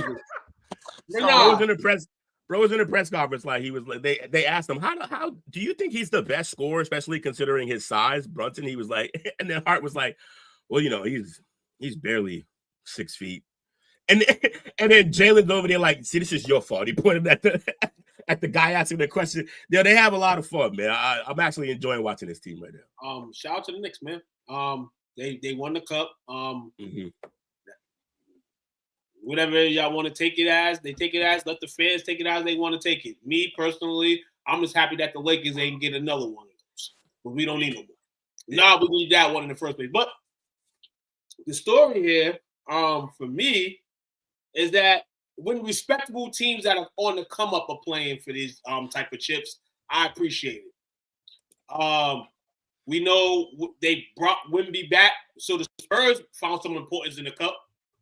They brought Wemby back when they didn't need to, had him on the bench in the last 2 games. Condolences to his grandmother, though. Found out his grandmother at some point in the game, I think it was after the game, that she passed away. So if you watched his press conference last night, Victor Wembanyama, he speaks on it. His grandmother passing away. That's rough. Passed away last night. So he was playing at that point with a heavy heart. But the Knicks need to do what they did last night, and as they've been doing. The coaching change is definitely a plus because now you're seeing guys coming off the bench. You see a 9-10-man rotation.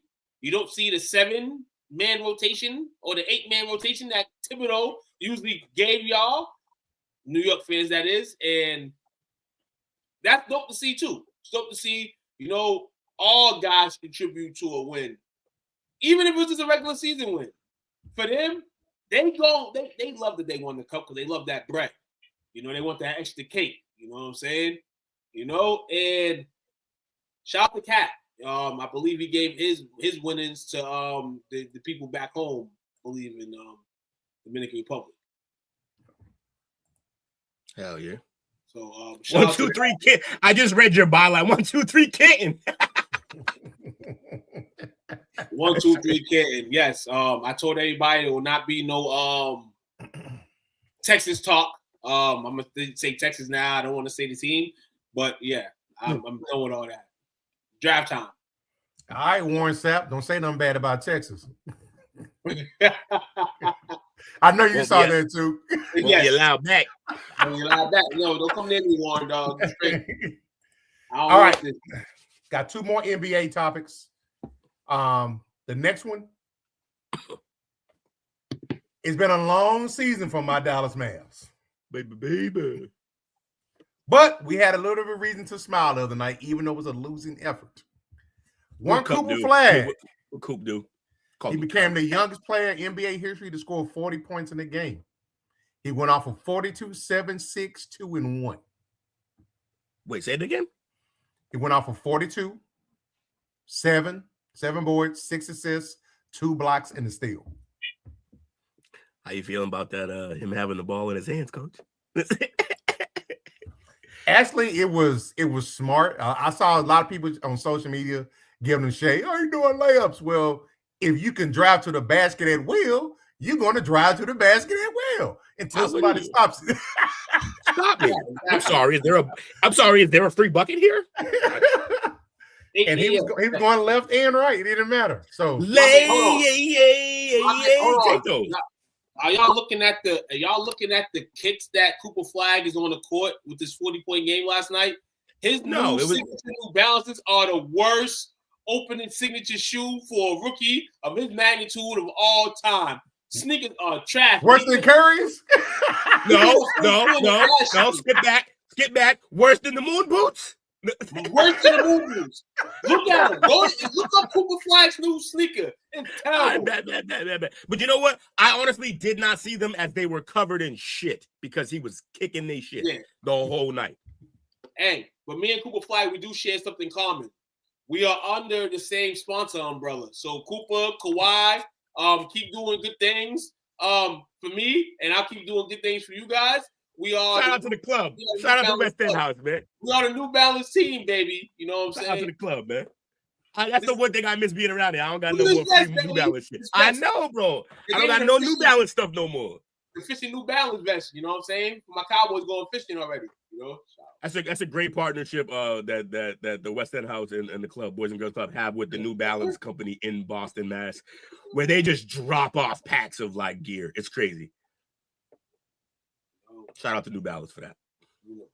I got some size 15 Kawhis. If anybody wears size 15. Why do you have 15s, bro? Because I thought they were a 12. I thought they were my size, and they ended up being a 15. I was tight. You've been trying to unload those shoes for months. Someone knows that. Yeah, it turns out he doesn't know very many giants. 15 is crazy. The good thing that I did like about it is he's getting adapted to the city.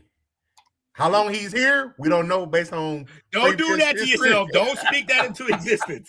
No.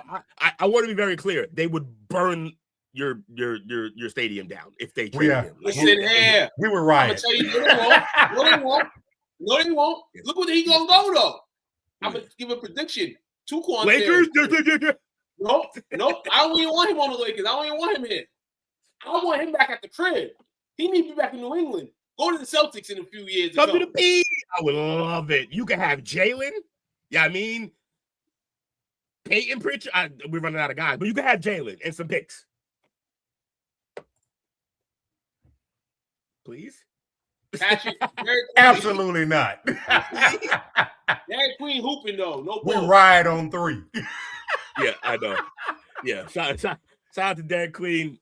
Derek Queen might have some of the best handle I've ever seen a man his size have. You know that's Zion's replacement, right? Who?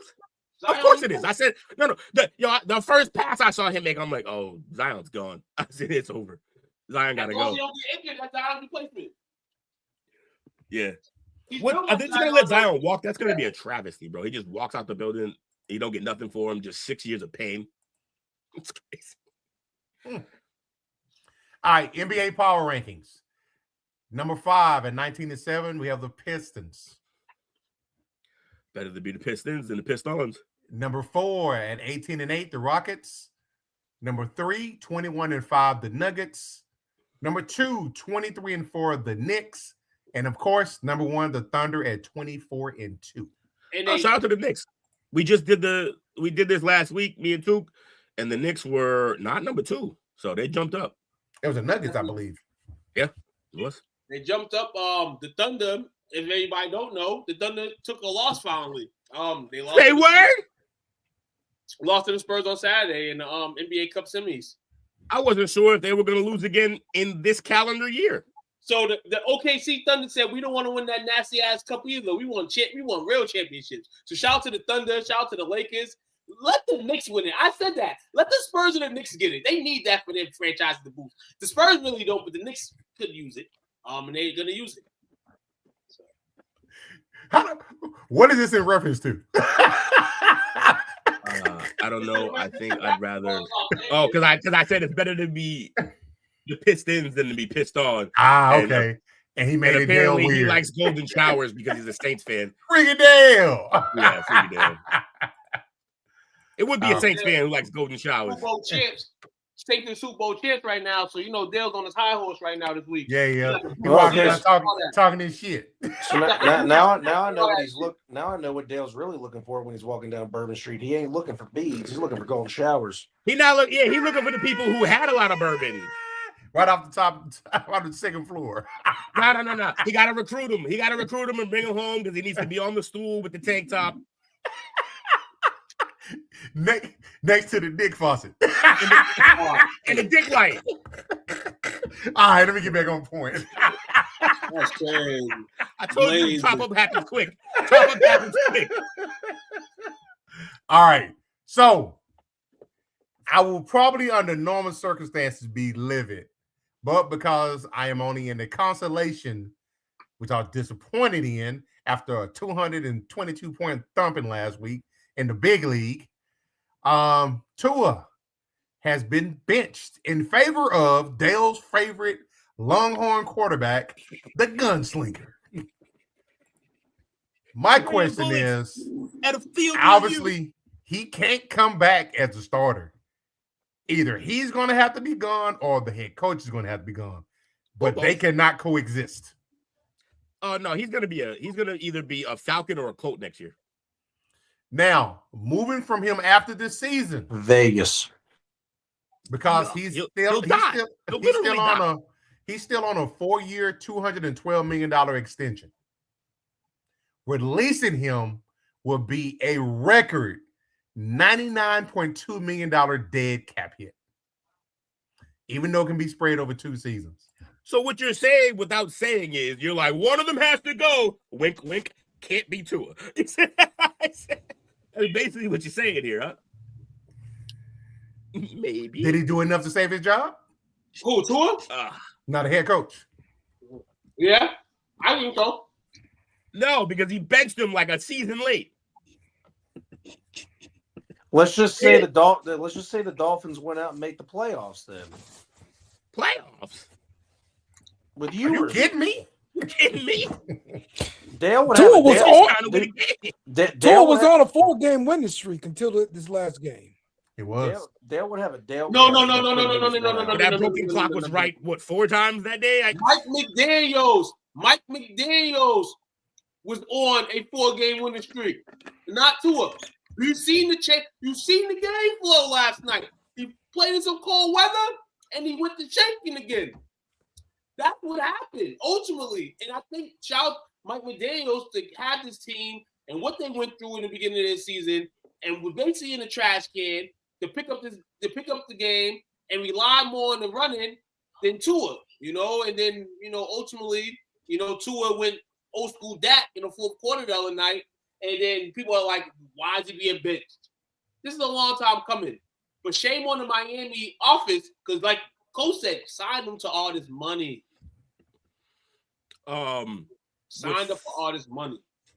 What's funny, so friend of the program, James Spinoza, and also Miami fan, huge Miami super fan, but typically reasonable fan.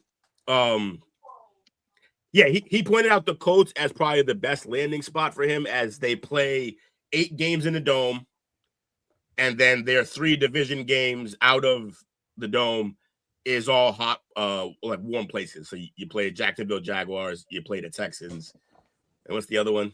Tennessee, hot, all warm. So that's what he was saying. It's a good landing spot for them.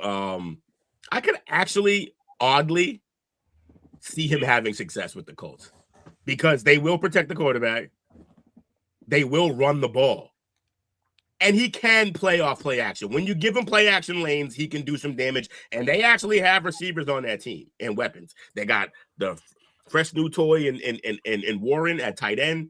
That team is primed. I always say, players like Tua, quarterbacks like Tua, I know you pay a quarterback to make teams better. That's what you do. But there is certain guys that you're forced to pay too much because they can't actually do that. Some quarterbacks, if you put them on a good team, they can still ball. Jalen Hurts. Jalen Hurts isn't going to go to no team and turn that franchise over by him making everybody better. But you put him on a scenario in Philly. But you put him on a scenario like Philly, and he has success, right? Tua needs that. Listen. Oh, my God. Oh, man. Who took Jalen Hurts' spot at Alabama?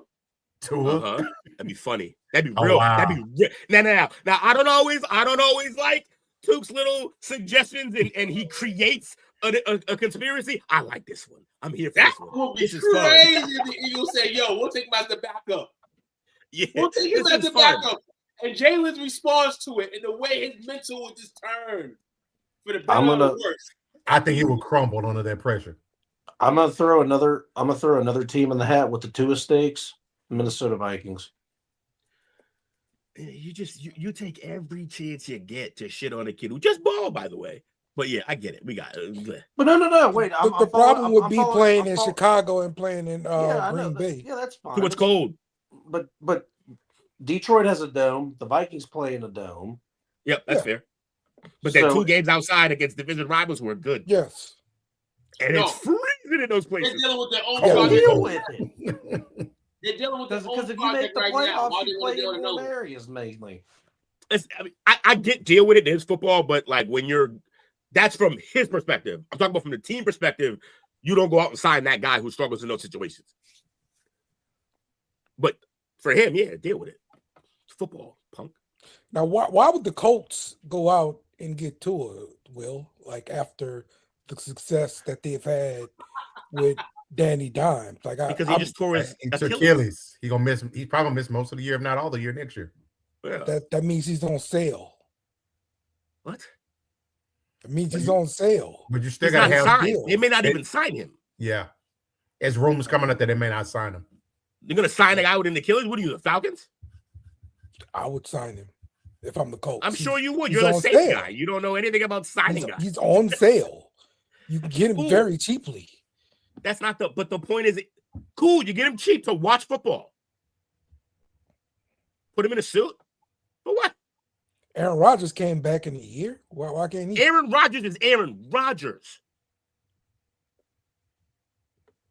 Danny Dimes, most of his, which is what?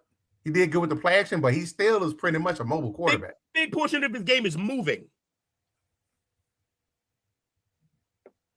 Aaron had already kind of stopped moving. Oh, damn. Won't the Saints go sign Why him? he got hurt? Yeah, go get Danny Dimes. The man just had success with the Colts. Why the Colts going to look somewhere else? That's what I'm saying. That don't make sense. Because he tore an Achilles. Cool. I don't know why we're Come acting on like down, I don't know why we're acting like he sprained his elbow. That's Come what on I'm saying. down. Like, You see what the Colts have to deal with now? Sure. Come on down, Danny. yeah, that sounds like a typical Saints move. Go ahead. And before Sounds this, good to me. and before this right here, and before Danny did anything with the Colts, what was he beforehand? I mean, he was at where quarterbacks go to die, but then Dart's at where quarterbacks go to die, and he's playing well. He was, No. So more he was coming off of a bad year. An Achilles injury in my eyes doesn't help that for him. And I feel like Daniel Jones was ascending up. Like a lot of these QBs in this generation, it's like a comeback kid situation. With the Achilles injury, they ain't no more comebacks probably. Probably not. But they was already backing them already. Also, here's the thing. Also, when we're having this conversation, we're taking out the fact of Shane Steichen. Like, we're not going to just pretend like, oh, Danny was good all the time. It was just the Giants that sucked. No, it kind of seems like Steichen makes guys better. He put him in a position to succeed. And whatever it was, he put it on film. Right, but guess what? You don't got need. it done.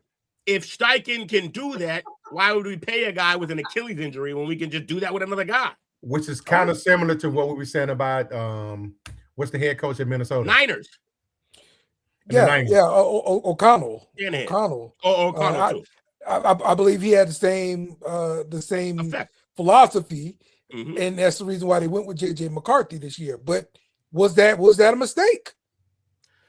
No, because you're going to TBD have a learning curve. No, TBD. you're going to have a learning curve. You're going to have a learning curve. And if he had to make a decision, is Darnold the future? Because they just drafted a guy. So In the first round. If Darnold's the future, then sure, we can rock with that. But if I can do this with multiple quarterbacks, then we don't need to have Darnold here. We go with the young boy. He's going to go through some growing pains. I don't know why. That's the other thing. I don't know why we acting like you can't be a rookie and stuff. Everybody's like, McCarthy sucks. And we're out on McCarthy. No one's saying that about Ward, who's been ass until the last 2 weeks. And this is technically his rookie season. It's just he didn't play no ball. Oh, we talk about his ass every week. That's what. Yeah, what do you mean? He's been in the ass seat. I mean, in the grand times with our quarterback ranking. I mean, in the grand scheme of the media, he's not being treated the same. all in the meaning of what I was saying about JJ at the end of the day is with the Minnesota Vikings and the way their teams are constructed, where's the consistency? And hopefully we start as the season ends this season and the next year, we see that consistency because then it goes back to, was it a mistake? And keep a Donald. And just to have you guys have player hopes this year and kind of get him into frame. Like you said, QBs can make mistakes. QBs can be, on the seesaw for a year or two, But when you're into starting and the team wants you to be that prime time, full-time starter, you have to bring consistency. And he wasn't bringing that. Now if you're bringing me some consistency and it keeps coming, cool. But all I asked for with J.J. McCarthy was consistency. He's a rookie. Rookies notoriously known for being consistent. My point is this. My point with McCarthy, one of the things about McCarthy that I'm saying, he's in a rare position, McCarthy, where he is not the first overall pick in the draft at quarterback. That's Cam Ward, right? He actually has more pressure on him than Cam Ward. Cam Ward's the face of a franchise that is garbage. He's actually asked to be the quarterback on a team that is literally ready to win now. And he's trying to carry that along. He's in the worst spot, that's all, in terms of pressure-wise. Great spot in terms of receivers and team. So, look, McCarthy sucks right now. But he's got O'Connell, and he's got a good team. If we think he's never going to get any better, cool, move on. And he's put together 2 back-to-back solid games. No, yeah. I never said that. But I just said what this. Oh no, not you. I'm not saying you. I'm saying in general. Yeah. Not you. You're good. You want consistency. That's a fair thing to ask for. We want $180. We got $180 million receiver that basically may not hit 1,000 yards this season. Yeah, he's got to smarten up and he's got to be consistent, especially in that department. Ain't that? That's all. I mean, that's also coach. You got to get the. I mean, you got to look.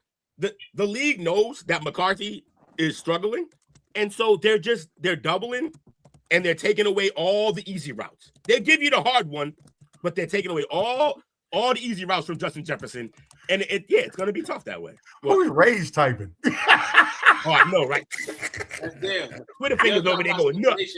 So, Dale, I got a question before we move to the next segment. Okay. Because you are the local proponent of the gunslinger, Quinn Ewers, what are your expectations of him Sunday? Oh, he's gonna suck, but All right, fair enough. I just like to be able to do this to you. That's all. Oh, damn, Dale! I thought we was better than that, man. He likes fucking with me. I didn't see what he did. I missed it. That's all it was.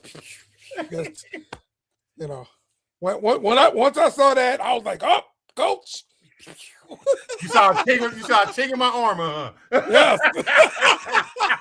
Yes. See, now you don't tell me the angle legs bother me no more. You try to ignore Dale. I try. I like that one too. He does a good job of poking. All right, so I want to share this with you guys. It's a brief snippet. This is from Jason Whitlock, and he was talking about Shedeur Sanders. My God. That's Kevin Stefanski coming out of halftime. Play SOT 6. How would you evaluate Shedeur's command of the offense in that first half? Yeah, he's doing a good job. We obviously, a couple times we stubbed our toe a little bit there, but he's got a good command of the offense. Obviously, he needs to continue to just do his job. Gotta let him. Kevin Stefanski's getting criticized for that answer. How come you weren't more enthusiastic? It's clear as day you don't like Shedeur Sanders. 2. I want to hear your take on this first. Yeah. It's as much ado about nothing. That's probably the way the coach should be talking about Shedeur. I'm happy with the way he said how Shedeur was, you know what I'm saying? But this is the thing though, where it kind of becomes like a middle-edged sword because of how it was before. And why now all of a sudden your voice is regular. It's regular even now though. I got more for you, even now. So here's the thing. What Whitlock is doing is classic media shit. He's taking this one little frame and he's making the whole situation out of this frame. But here's the problem. The real reason people are overreacting to the Stefanski little comment right there it actually isn't about that comment. They're in a situation where they already believe that Stefanski hates Shedeur, so everything he says they're gonna put under a microscope. Now, here's the real problem. I don't care what Stefanski said right there. Actually, what he said, perfect coach speak, no problem at all. What I have a problem is if you sit there at halftime and say, oh, he had command of the offense and he's playing well. Stop taking the ball out of his hands on the goal line of critical moments of the game then. You keep doing this and giving Judkins direct snaps for what? It's worked like once. So stop. This is crazy. I'm about to say this, man. That's the They're problem. professionals, and this is about to sound wild, but it's true because we all went through it at one point because we are athletes. It doesn't really feel too good to be a student. And I say this to say this. The teacher's in command, aka the coach. And the coach kind of in the scheme into management, if somebody says something about it, can pretty much do what he wants. And I feel bad that he does stuff like take him out of the goal line stances and all that stuff. What? I want to play in the goal line stances. I want to be that guy that throws a touchdown, that gives the ball to the running back and all that. But in the NFL and a lot of these leagues, can't control none of this shit. And that's the bad thing about it. Because me personally, and I can't. I want to go to the podium and y'all want to talk about stuff. I want to talk about that too. How he kept me away from the gold stand offense. But I can't because I got to be a student. And I got to let the teacher teach until that teacher's no longer. It sucks. It's bad. It's bad. Yeah. But when you're saying that, what you're saying is 100% factual and fair. But when you're saying that from the perspective of Shedeur. My whole perspective that I'm talking about is about the perspective from Stefanski. I get it. Even if you think it's a Jalen Hurts situation, he can't make the throws in those windows. First of all, we've already seen that that's bullshit. We've seen him make great plays at the goal line, scrambling around and finding receivers already in his young career. We've seen him be able to do that. With that being said, it's not even about having him throw the touchdown. It's about when you direct snap to Judkins, one things can happen there. You're probably going to run the ball. Shocker. You're taking away any kind of deception that you could have on a play like that. There is no fake of a play action. There is no fake of a read option that gives a linebacker something to think about. You're literally saying, hey, we're lining up right here. We're going to run it right down Main Street. And it's garbage. Get Stefanski up out of here. He's a horrible coach. Where did he come from originally? Don't care. Just I don't I think he my was. rant wasn't over. I thought I was done, but I had one more in the chat. Don't care. Get this guy out of here. Oh, he came I from think he was Minnesota. Dang, Yeah. dude, let me give you a chance. So he in essence runs that same sort of O'Connell offense, whatever version this is. But it's the Timo version. Right, maybe. Timo version. I will say his comments sounded a lot like, something you hear from Bill Parcells. You know, the player is doing okay. They're executing the game plan. You know what I'm saying? Like not even really acknowledging who you are as a person or anything like that. Number 12.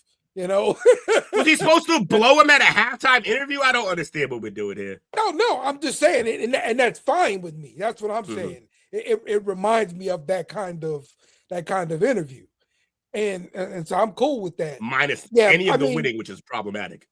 It's just that the narrative is out there, and we've painted the whole wrestling storyline of Stefanski hates Shedeur, and that's it. That's all. No, I'm not. So that makes sense.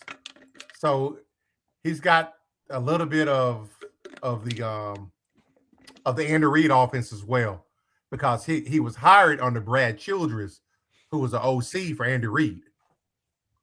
Oh, or this is all West Coast offense. Well, man. maybe this is just I know Stefanski at one point is gonna be in, but maybe this is the Browns' way of saying, yo, don't dumb this guy's value. All I know is if you come from those two coaching trees and you can't get a single good quarterback, like or make a single decent quarterback, you're not that guy. You're running the Timo version of great systems, and you're not it. Man, how about he just wants a white guy then? Maybe he does, but he had white guys, didn't do great with them either. Asshole, but how about if he wants a white guy at QB? No, hey, I'm pretty sure he's had white QBs at some point. Not doing. Didn't he just have Joe? They did okay. Yep. Case Keenum. Did he have Case Keenum wasn't he the guy in I don't know how long this bum ass dude's been here. Hey. He had Baker, got him killed, then didn't sign him when he was carrying the team with one shoulder. That and alone is enough for him not to be there. Pack him up. Pack him up. You've had your turn, your pick. You've messed it up.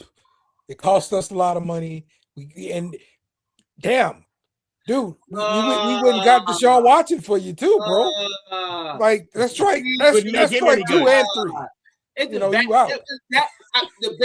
Now you want to give me the Deshaun Watson project? Okay. But then but listen. No, I love Baker Mayfield, so this hurts me saying this. But this was a bad situation for all parties involved in that situation.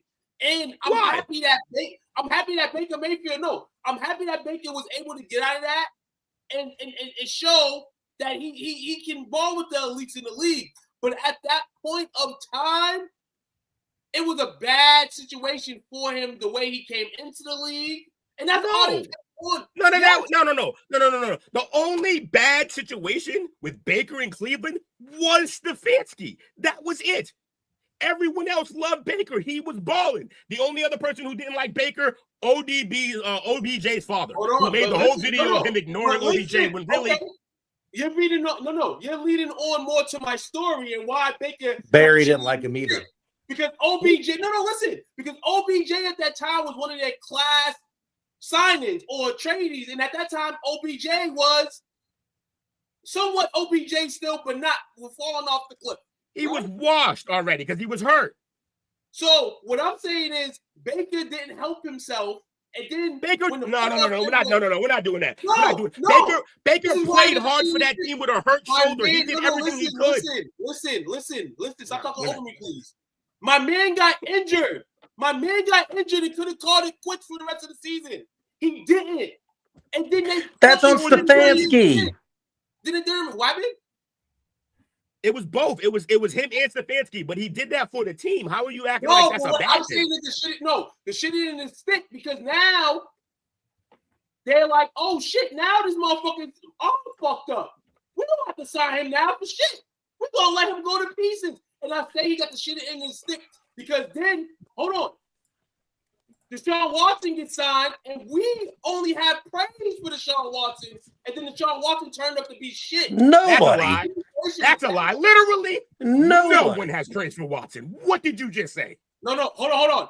When Watson, listen. That's why you got to start listening to what I'm saying. I listen. Before Watson became a Brown, we didn't praise Watson. No, he had already done all the shit. Watson wasn't a top 5 QB in the league. He was before he was getting hand jobs everywhere and getting caught. And then took 2 years off. And then took 2 years off being positive. Listen. What did Deshaun Watson do before that, though? He balled. What did that have to do with anything? You're talking about That's 6 years ago now. So the Browns going to get a legitimate at that time top 5. No. Anybody would lose all top 5 status if you take a break for 2 years. Anybody would get it.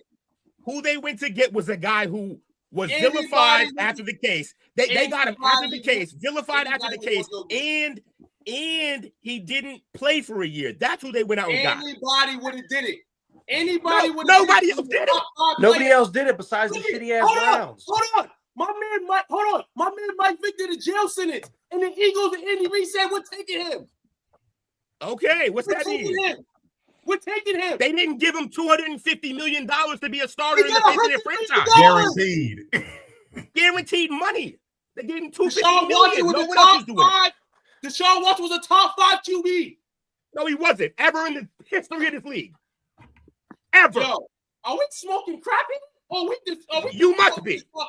You must be. When was watching the top 5 player in the league? The top 5 player in the league. To that deal, he was coming off some of the fucking horrendous years in Houston, carrying that Houston team. Are you kidding me? You're saying that because they signed him, he was good? No, they're the Browns. They're dumb. Whoa. That's the whole point of this conversation. And at the end of the day, Kevin Stefanski was an awful coach. Andrew Berry had it out for Baker Mayfield.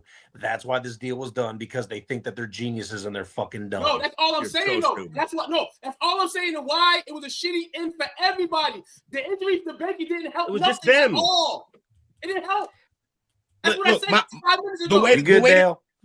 The way it started The way it started was you saying like Baker did it. No, it had nothing to do with Baker. It had everything to do with that team. If Baker's hurt, what does that not have to do with Baker? Because he's hurt. It's not his problem. It's not his fault. And he continued to play. That's what we always ask our players to do that. Then when he do it, we punish him. My man was already invested in signing him anyway, and then he get hurt. I'm sitting my ass down. He was fine, bro. They were Congratulations, you won. Injury. Congratulations, you won. All right. I love that, bro. I love it. All right. Wow. NFL playoff picture. Narratives, man. A lot of people can claim stuff this weekend. Also, people saying the playoffs. Was the top what of are the talking about? Playoffs? You kidding me? Playoffs? So, right now, in the AFC playoff picture, you've got the Broncos first, the Patriots. Let's go. First, Jacksonville, division leaders. And the Steelers have come storming back as the division leader with an 8-6 record. On the that 500. That's 2 games better than we expected right now. Yeah. And I saw today, shout out to Mike Tomlin, because it's maybe his last year in Pittsburgh. Mm-hmm. You realize he's only 2 wins away from tying Chuck Noll? Yeah. That's crazy. Great coach, man. Great coach. NFC, you got the Rams first at 11-3. The Bears at 10-4 leading the division. They're probably going to put Green Bay away this weekend. Philadelphia 9-5. They can clinch the division this weekend. And Tampa Bay at 7-7, leading the NFC South. Coming for you. Little Seagulls and 7-up, 7-7. 7-7. Bumpy face. So wild card. You got right now at the 5th spot, you got the Chargers at 10-4. Bums. And you got Buffalo at number 6 at 10-4 as well. Texans. Hold on. Is that a bum? Is that here bum? Go ahead. Who? No. Somebody said bum to the Chargers. I wanted to see the bum for the Bills, but it was no. He bombed both of them. One of the 2 bombs. They got the right. And the Houston Texans have rectified their season. They got the last spot right now at a 9-5 record.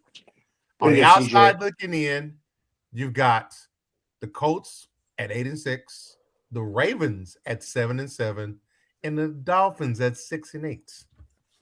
Ravens are gonna either go to the playoffs or not based on their game against us, in my opinion. Now, the wild card on the NFC side, you got Seattle, number 5 at 11-3, which is crazy. That's a crazy 5. San Francisco, number 6 at 10-4. Green Bay's number 7 at 9-4. And in the hunt, you've got the Lions at 8-6, the Panthers at 7-7, and the Texas Cowboys at 6-7. No. And no. No. Might I add that the Arlington Cowboys have a 1% chance of They're not in the hunt. They are not in the hunt. It's over. What a Saints at on there, man? Not even mentioned. So they're into the draft. Not even mentioned. So clinching scenarios for week 16 for the AFC. The Broncos can clinch the division and the number 1 seed with the win against the Jags, a Patriots loss, and the Chargers and Bills loses or ties. The Patriots can clinch a playoff berth with the win or a tie against the Ravens, or if the Colts or Texans lose or tie. Buffalo clinches the playoff berth with a win and a Colts loss or tie, or a Texans loss or tie. The Jags clinch a playoff berth with a win and a Colts loss or tie, or a Texans loss or tie. I feel like no one's gonna clinch this week. And the Chargers can clinch a playoff berth with a win and the Colts loss or tie, or the Texans loss or tie. A lot of the Colts needing to lose. Old man Rivers going to get them on the loose. Now, the NFC. Came in and played well. The Eagles secure the division title with a win, a Cowboys loss, or ties by both teams. The Bears clinch the division with a win and a Lions loss or tie. The Packers clinch with the win and a Lions loss or tie. The 49ers clinch with the win or a Lions loss or tie. And Seattle clinch with the win or tie against the Rams, or with a Lions loss or tie. So the Lions has got a lot. The Lions are the team that everybody wants to get out right now. That's kind of the situation. Lions still got a dog's chance to get in. This is going to be very, very pitiful. It's going to be very crazy the last 3 weeks of the season. So, Packers versus Bears is a t-shirt game. So the elimination scenarios for Week 16, obviously, Took mentioned earlier, the Cowboys are eliminated if the Eagles win, if the Cowboys lose, or both teams tie. And the Lions are eliminated with a loss or a tie in the Bears versus Packers game. Cowboys were eliminated tonight. Teams automatically already mathematically eliminated: Chiefs, Vikings, Falcons, Saints, Commanders, Cardinals, Giants, Dolphins, Bengals, Jets, Browns, Raiders, and Titans. Saints are already. That math ain't right, man. Your math ain't win math. the division. No. But math ain't mathing. You done. Even if you win the division, which you ain't. You can win the division in the last month with a winning streak. Because I don't think we've seen the highest winning streak. If y'all do win 5, I don't think nobody in the South had a 5-game winning streak in the last 3 years. Respect the Saints, baby. 5 games. You'd have to remove 3 teams from the league for you to win that division. Playoff time, man. And you got games. You got games on Saturday, I believe, to start this. Yep. I love when the Saturday games start appearing. So yeah. Let's go. First game's at 1 o'clock, I think. We'll check this. We gotta check that schedule, man. We can check the schedule in a second because we're gonna do picks soon. And we got playoffs too, right? College football Playoffs. Oh yeah, playoffs. All right. Start on Friday. It's that time, fella, for our weekly segment. Playoffs? You want to talk about playoffs? Playoffs? Are you kidding me? We're just trying to win a game. All right. This week's coach's topic. I was curious. This goes into, we mentioned it earlier when Took and I were joking back and forth. We talking about the Warren Sapp tweet where he says Texas football is trash. He caught some heat, even though he meant the Texas Longhorns, but he didn't specify that. And he's probably going to take some heat because Dion recruits in the Texas background and backyard. So with that being said, this week's topic is I want to take a look at which high schools produce the most professional athletes in each state. Obviously, a lot of Texas, a lot of Cali, a lot of Florida. Obviously, we're not going to look at everyone, but we definitely want to look at each one of your states. Ohio. We're going to look at, so we're going to do Ohio first? Sure.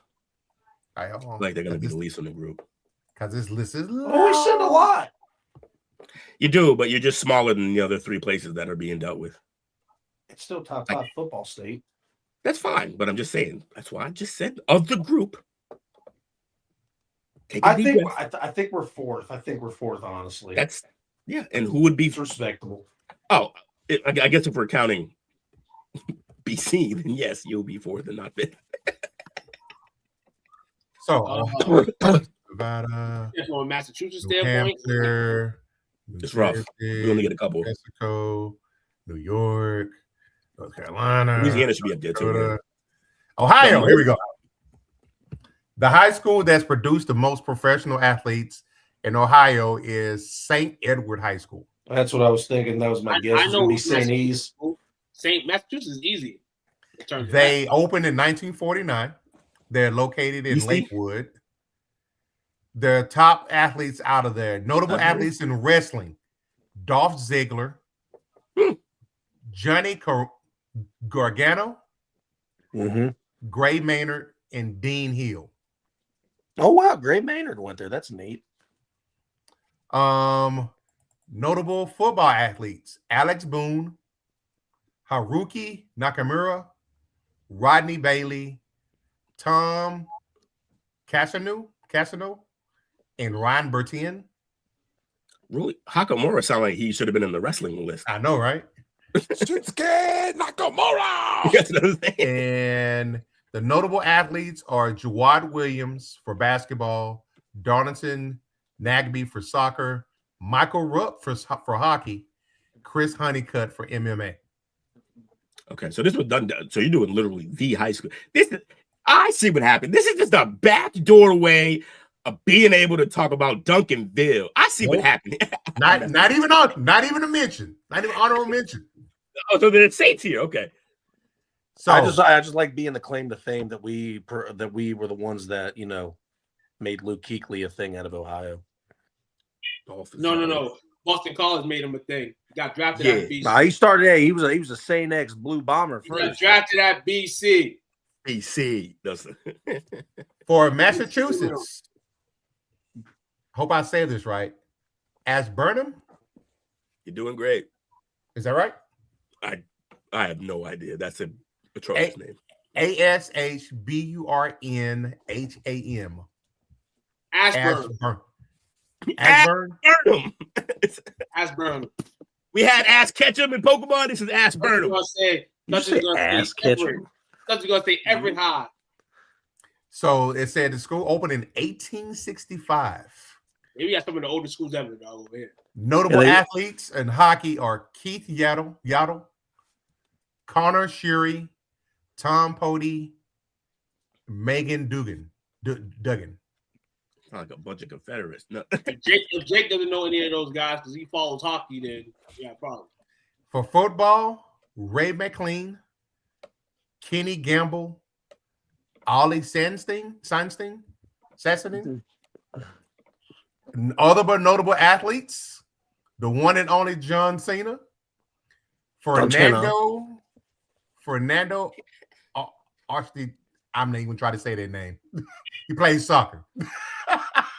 Sean DePaula for baseball and Phil Pressey for basketball. Phil Pressey, baby. Shout out to Phil Pressey. Shout out to the Warfare product. Phil Pressey. Yeah, Pressey was the problem. 5'10" maybe on a good day. Just balling. True definition of it's not what you know, it's who you know, right there. For sure. But he could play though. He could play because he played well for us. People's in the organization heavy. Oh, for sure. Bobby is for all sports, and I'm about to do Louisiana now. What school do you think it is, Dale? Dale's from Arkansas. He don't know. Edna Carr. That's a good guess. Dale's from Arkansas. Bobby will know. St. Augustine football, hands down. Okay. So this is all sports. This is Jesuit High School in New Orleans. Opened in 1847. Notable athletes. One of my favorite players of all time, Will Clark. Shout out to Will Clark. It's a great name, Will. Rusty Staub had one of the sweetest swings ever. Rusty Staub, Connie Ryan. For football, Deion Jones, Steve Foley, Richie Pettibone, Foster Moreau. Shout out to Moreau. Pettibone's a great name. They had 13 graduates that went on to play in the majors, and 3 of them became all-stars. Yeah. I played a basketball tournament at that school. You play what? I played a basketball tournament at that school when I was in middle school. He's the water boy. And their gym had a carpeted floor. Oh Like, no! It was drawn out for basketball, everything. It's a church court. Playing on Church carpet, court. bro. It's Yeah, a church court. Yeah. My man Playing on playing on carpet. grass. My man playing on grass, man. Playing on turf. It's AstroTurf basketball is crazy. Hold on. Jesuit. That BU. That's what he playing on. That's funny. Jesuit. That's crazy. Bro. Sorry to hear that, bro. No wonder why you don't Carpet like basketball. basketballs. Carpet No wonder basketball. why you don't like basketball. Wow. Could you imagine the carpet burn, bro? Rough. I was nuts, man. So, for my state, the team that I thought it was South Oak Cliff. Because at one point in time, I think they lead in NFL players with like 26 or 29. But it was not South Oak Cliff. It was Dallas Skyline. Opened in 1970. That's a new. So, Skyline. Nice name. notable basketball players are Marcus Garrett, CJ Miles, CJ, and Larry Johnson. Larry Johnson, baby. Let's go. UNLV, baby. For football, it was Corey Nelson, Mike Morgan, Dante Jones, who's in STWF's group, Dante Jones, baby. Let's go. and Alan Rossum. Alan Rossum. He played for the Patriots, didn't he? At one point? Falcons, for sure. Okay. Yeah, Alan Rossum. Great return man, many, right? Yeah, many returns with the Falcons in 04. Other notable athletes for baseball: Chris Holtz, Omar Gonzalez for soccer, Omar Gonzalez, and another one of my favorite athletes of all time, the great Michael Johnson for track and field. Oh, Mizzy. He got hit with the dope bin. Now, for them, they have in Texas, they have produced the second most NFL players of any state. Who's first? I believe it was I think it was California. The third most MLB players and fifth most NBA players. Massachusetts, 50. But Skyline stands out as the most athletes in most sports, highlighted by the 4-time Olympic gold medalist Michael Johnson. They got a gold medal. That's amazing. It's not bad. So thought that was a pretty cool exercise. You know, I like to my mind wanders at times. I like to bring a historical perspective to it. Hell yeah, I like that. Next time we got to go with, you know what I'm saying, like the football by state. Football or basketball by state. Basketball, because any other sport we are not competing. Baseball we might compete though. Maybe but we're gonna cover that next week. I got you down. No, where we compete, Took, is hockey. We dominate hockey. Hockey too, yeah. Don't be shaking your head. I'll go down there and shake you up one-on-one in any sport right now. Southern ass. Y'all ready for some picks?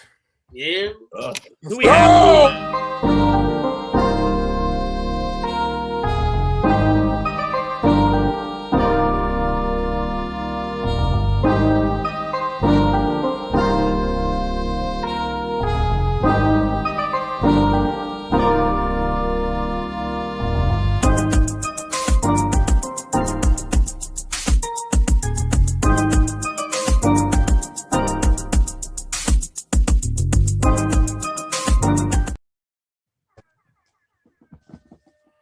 All right, gentlemen.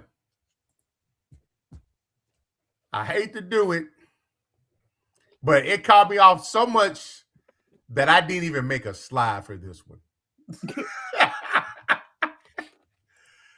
This week, we had a 4-way tie for last place. For garbage. Damn. Bobby, myself, Will, and Took all finished 9 and 7. Yeah. Oh shit. Dale was in first last week. Jake finished 10 and 6, which means Dale finished 11 and 5. Shout out to my man Dale. He may have jumped over him. No, I don't know if he can. He might have caught me. This is a tragedy. Hey, I finally made some ground on Tuke, even though it doesn't mean anything at all. What ground you made? 2 I was games 1 or point something ahead. because he's like a whole he's like a week ahead of all of us. 2 weeks. So, 2. I bring up the rear month to date. Season to date at 135 and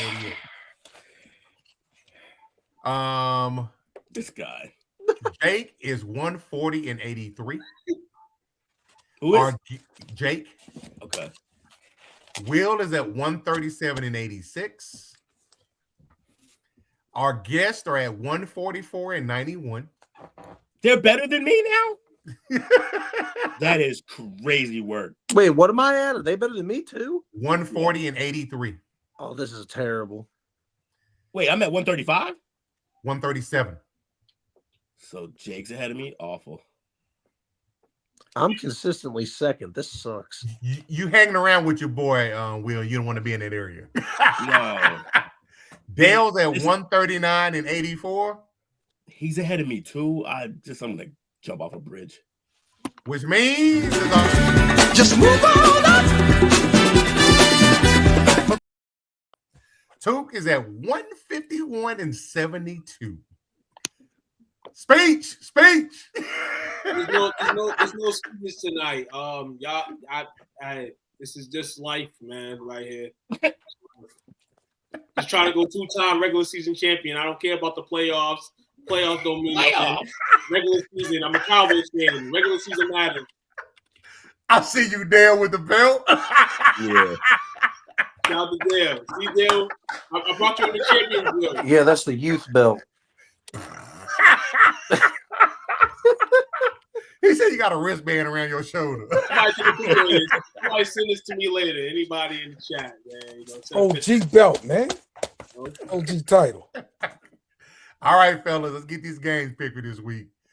Thursday night game, we've got the Rams at the Seahawks. Who you got? This seems like a tale of two tanks, man. Oh, man. So, I guess everybody's waiting for me so they can come up on my ground. Yeah. So I'll go first tonight. I'll give y'all a Thursday pick. Y'all might as well just take it right now. I'm telling you, bank. I think leaning at the crib. I'm gonna take the Rams. I'm gonna take the Rams in Seattle, man. Sam Darnold, man. Yeah, 4 picks against this team last time. And even with Devontae Adams not being there for the Rams, I feel like they're gonna do some things. I just think we haven't seen the best in Darnold in probably a month. Mm-hmm. I think he's been checked out, but we'll find out tomorrow. But I'm gonna take the Rams, Seattle. I'm gonna take Seattle. I think the Adams thing, they're gonna be able to adjust to it. I think this is a quick turnaround to adjustment. And I think Seattle needs this game more than the Rams do. No, they do. They definitely do for sure. But yeah, I mean, Rams are the better team, I feel. But I just feel like right now, Seattle needs this game. They're gonna get it. I'm thinking Adams not being there is gonna hurt. Puka's gonna get more coverage on him. It's gonna be a Kyron heavy type day, I think. And if that's the case, Seattle's defense is too strong. I'm taking Seattle. I'm taking Seattle as well. Wow. All right. So Seattle is a 1-point favorite in this game. Although the Rams won the earlier meeting. And in that game, Seattle had 4 turnovers. Remember that game. Which I don't see that happening again either. So, however, the Seahawks have won 5 of the last 8, and they're playing at home, 6-2 at home. Give me the Seahawks. Everybody drink up. No, he picked the Rams. I took the Rams. Oh, my bad. Telling y'all, this is Shut why down, Alki. Listen here, guys. I gave y'all the Thursday pick. I gave y'all the start of how the week's gonna be for me. But the Seahawks should win because I've been wrong on every Thursday game for the last I think I've been wrong on a lot of Thursday games this year. So yeah, last one you got, Tuke, was week 13. You got the Green Bay at Detroit pick. Yeah. Thursday might be your blind spot. good at everything, every other thing. I hate Thursday night games. I don't even like watching them. I don't like paying attention. I hate setting my fantasy games up for my. I'm with you. I agree. Yeah, they usually bad matchups. All right, Philadelphia at Washington. I think Philly closes out and wins the division. Yeah, Eagles are gonna win, dog. Marcus Mariota, I'm sorry, bro, but you ain't Jaden Daniels. I'm also taking Philly. Same. Yeah, Philly's a 6.5 point favorite here. Yeah, everybody drink up. Let's go. No need to prolong. Green Bay at Chicago. I got Chicago. The Bears. Yeah, Bears. Bear down. Oh man, Mike that's a tough adjustment tonight. I like it. Yep. It is. Oh, It is. Also, Josh Jacobs is not healthy either. Or it's Watson. Yeah, they're in a lot of pain. And Love is having a terrible, terrible season. What is the deal with Green Bay always falling apart at the end of the year with these injuries? This has happened with the last 2 years. It's cold. Cheese-based diet. Bears. Go ahead. Go ahead. I got Bears. I'm going Bears. I got Bears. I feel like the Packers are gonna feel the loss of Micah. Yeah, that's gonna be it. All right. Bears at home. Everybody said drink you got up. the Bears. Oh, snap, for real? Everybody drink up. Buffalo at Cleveland. I got Buffalo. Yeah, Buffalo. Let's go, Buffalo. I hope Shador has a great game against that defense, though. I know, right? Let's go, Buffalo. Everybody drink up. I'm pretty sure that's who Took's taking too. So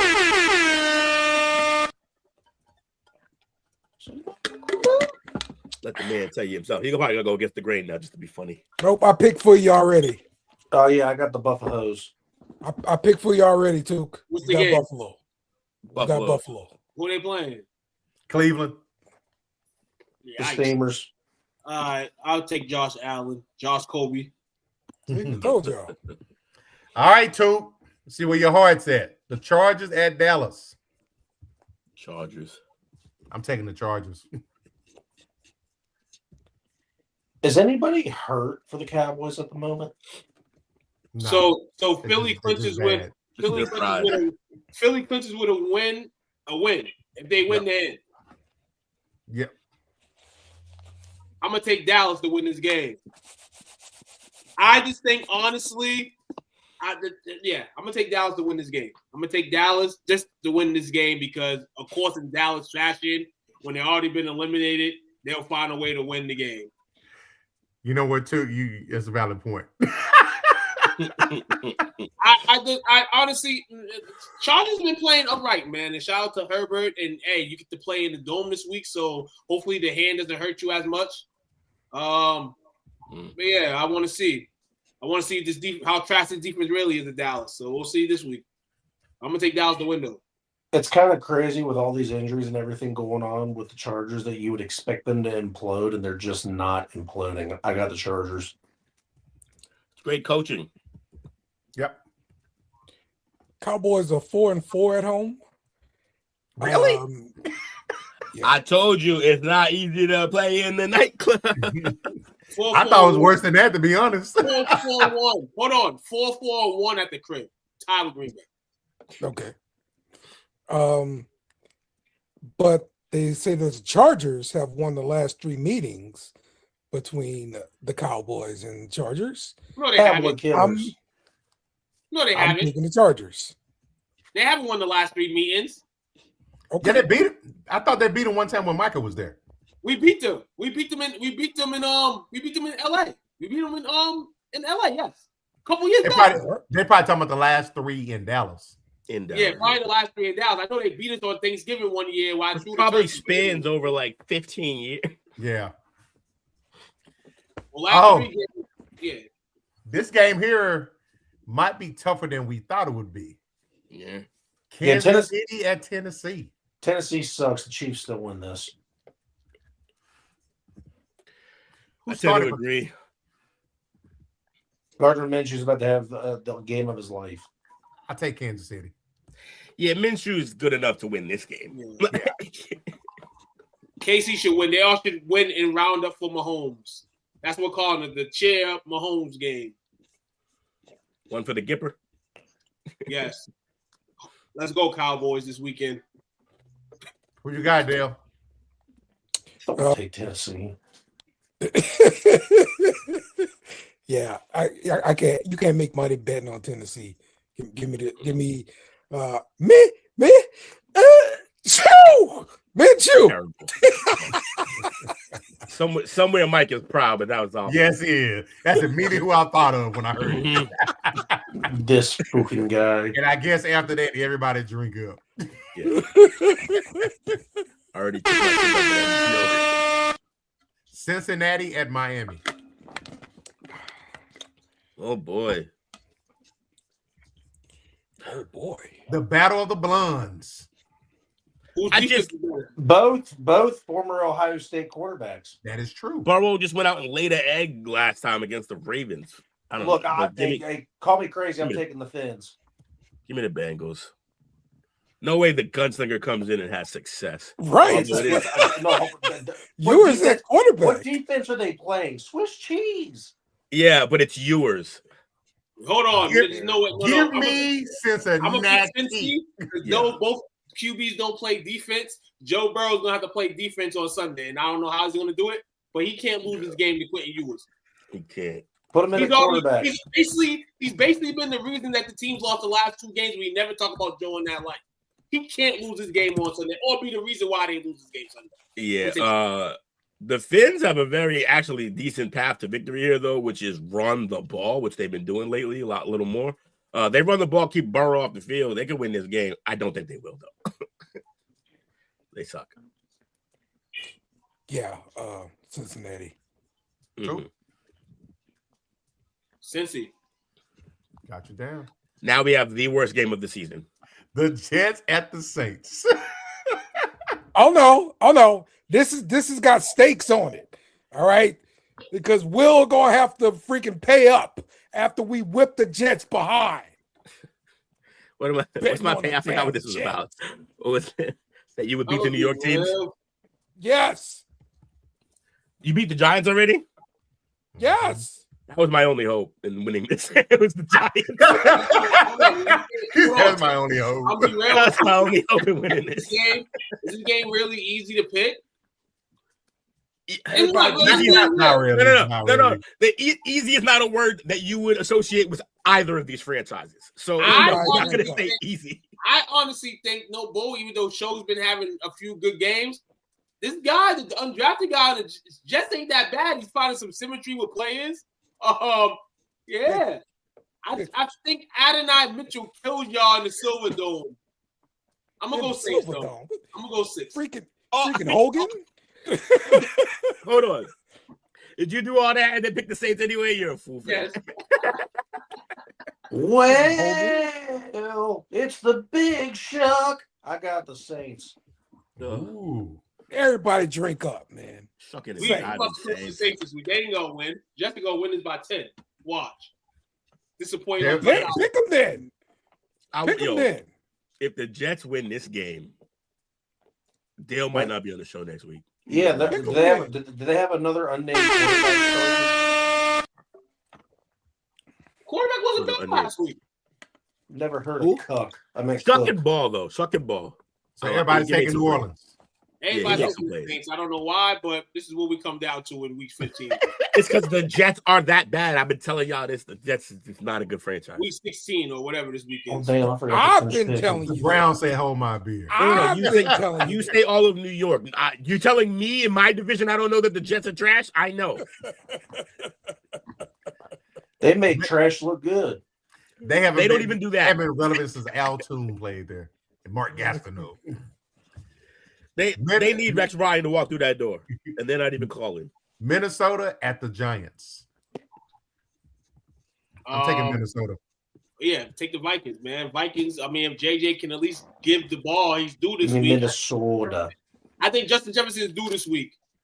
I think he goes over 1,000 yards for the season too in this game. He won't even need no extra games to play this season. I think he gets. Wait. Isn't he at like 7 something? What's he at? He's at 8. He's like at 830 something. 830. Oh yeah, he could be 842 or something like that. 852. You go get a 170 pack out of McCarthy. He might do 170 like if he's lucky. Period to everybody. Listen here, I don't know how long Doc's gonna stay in the game because he needs to learn how to slide.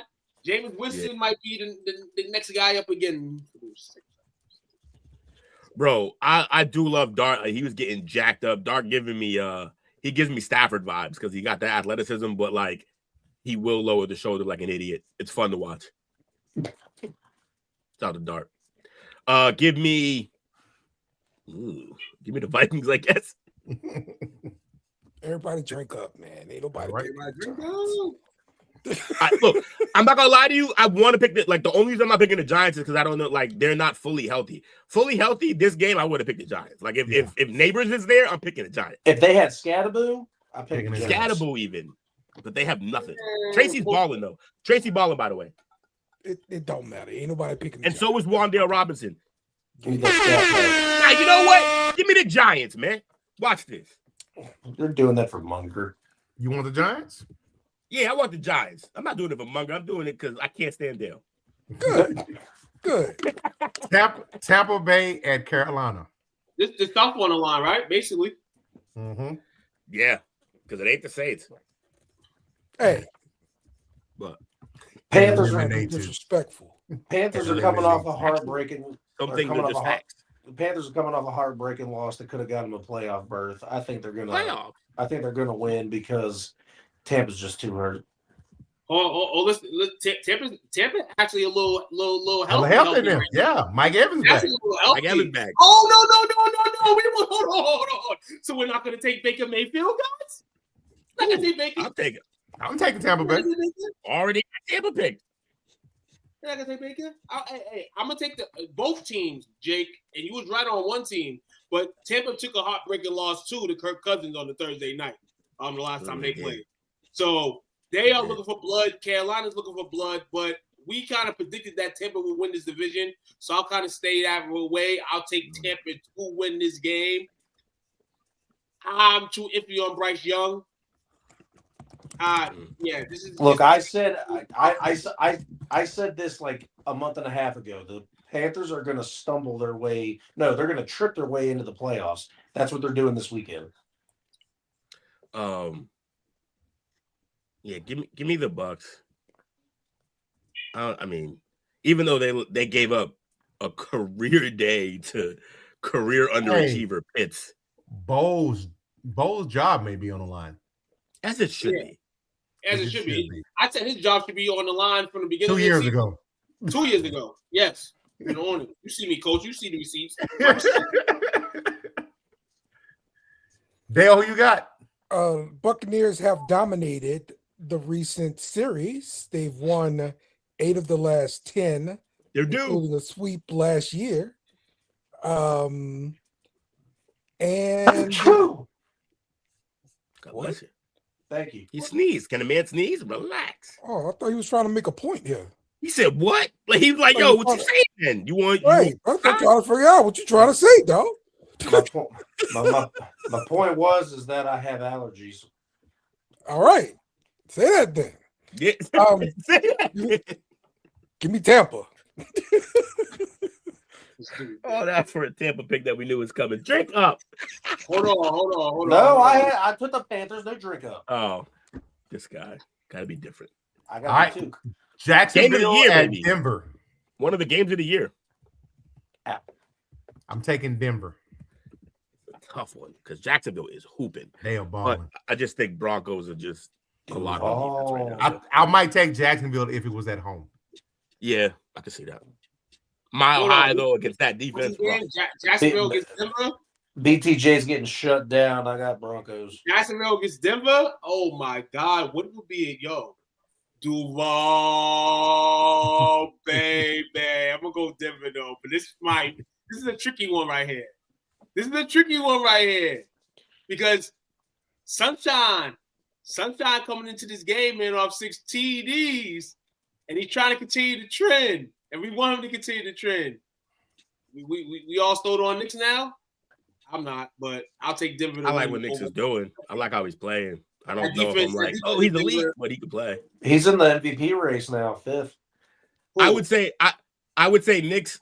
I would say I like Knicks enough to go far with a team that's this good around him, like defensively. Yes. Yeah, I was about to say I wouldn't be surprised if they make it to the show. Because I'm saying, like, I'm not gonna go as far as saying that this defense is like Ravens, 2000 Ravens good, where they had Trent Dilfer, but he's better than Trent Dilfer. Hey, yo, coach, if the Denver Broncos make the Super Bowl, my screen gonna go just like this. Are you hiding? Also, just a quick question, Jake. You said BTJ gonna be shut down because you think they're gonna put Bro on him? Yes. Hey, no, I think they're gonna put Bro on Myers. He's the one who's gonna kill him. Listen, Jacoby Myers is about to turn up. This is why they signed him for games Unless like this. they cover him. Besides Surtain, all the other guys are weak. Jacoby Myers about to eat. No, that's what I'm saying. I think they might put Surtain on Myers because he's the one who's been getting loose for them lately. Right. Like, I mean, BTJ had a good game this week. Brian Thomas, you might want to go on Jacoby Myers. And he got a little bit of experience in playing Denver with New England. So, you know, saying, and experience in general because he's a Raider. So, you know, played him a couple of times extra year to kind of get to this point. But, yeah, Jacksonville's in a pretty good spot. You don't want to lose this game. But you already gained a little bit of ground so that you can chill. But this is gonna be a dope one, man. Who you taking? Who'd you take? Jags or Broncos? I think the Broncos. But this is like a close game for me. This is closer to what people. Yeah, no, this is the best game of the week. Denver. Ooh. Right there with Crawford. Where you pick, Dale? I'm the only one calling for the upset here. Even though Denver is like on undefeated at home, I'm calling for the upset. Jacksonville. Okay, stand on it. Yeah. Stand on business, Dale. Yeah. The battle of the A's, Atlanta at Arizona. Battle of the A's. To Atlanta, what a play is playing. Battle of the A's. Like every day. Somebody else out of this. I'm taking Atlanta. I think Kirk Cousins will knock some of that dust off. Yeah, I think he's ready to play a little bit. I think the season's not. Yeah, I think I'm taking. Nobody picking the Cardinals, man. Falcons too. I'm gonna pick the Falcons, man. And even Kirk does good when he's dealing with no pressure. There's no pressure going into the Sunday's game. There's no playoff. There's no playoff seeding intact, man. So you just go out there and play. And the head coach came out this week and said that quarterback position is up for grabs going into next year. Who, Arizona? No, Atlanta. Oh. Well, but shout out. It should be in Arizona too. Cause shout out to Jacoby Brissett. Yeah. For they say Tyler showing us like for bringing us Michael Wilson. Like he is balling right now with Brissett. Jacoby Brissett just won a spot on the team next year and a coaching gig when he's done with the Cardinals for what he's done this year. In all these years he's been in the league. Outstanding citizen, outstanding man. This leads the people in front of him and gets in front of the people that's in front of him already, aka Kyler Murray. So shout out to Jacoby. Yeah, fuck them all, Atlanta. Yeah, Atlanta. Dale? Everybody drink up. Nobody picking. Wait, who you picking? Ain't nobody picking the Cardinals. Who you picking? Ain't nobody picking the Cardinals. Ain't nobody got time for that. What's the team they're playing though, Dale? Ain't nobody picking the Cardinals. Keep it moving. Wait a minute. Dale got trouble saying Arizona? Atlanta. He won't say Atlanta. He was saying Atlanta. Okay. Yeah. Got you. All right. Pittsburgh at Detroit. I'm taking Detroit. Detroit lost that game, right? Y'all already know the slogan about the Lions, dog. Lions don't lose back-to-backs. They haven't lost a back-to-back in like 2 years. Yeah, that's what really. Apparently. Anyway, Aaron Rodgers is on one. I don't know what his deal is at 40 years old. I got the Steelers. He got old man syndrome. Will and Dale? Dale and Will? Lions are unbeaten at home this year. So I'm saying, I think it's every game that they play at home after a loss, they win. I think that's the trick. Give me the Lions. Give me the Lions, yeah. Okay. Yeah. Jake's the lonesome one. Jake's like, my season's basically almost over. If I can get a few of these wins, man, I feel you, Jake. But it ain't gonna work this year, Jack. All right, Jack. Don't call me Jack. It's offensive. Jill. The Raiders at the Texans. I'm taking Drink Houston. up. That was a good play. Everybody drink up. That was a Ain't good nobody play. picking the Raiders. Didn't they bench Gino?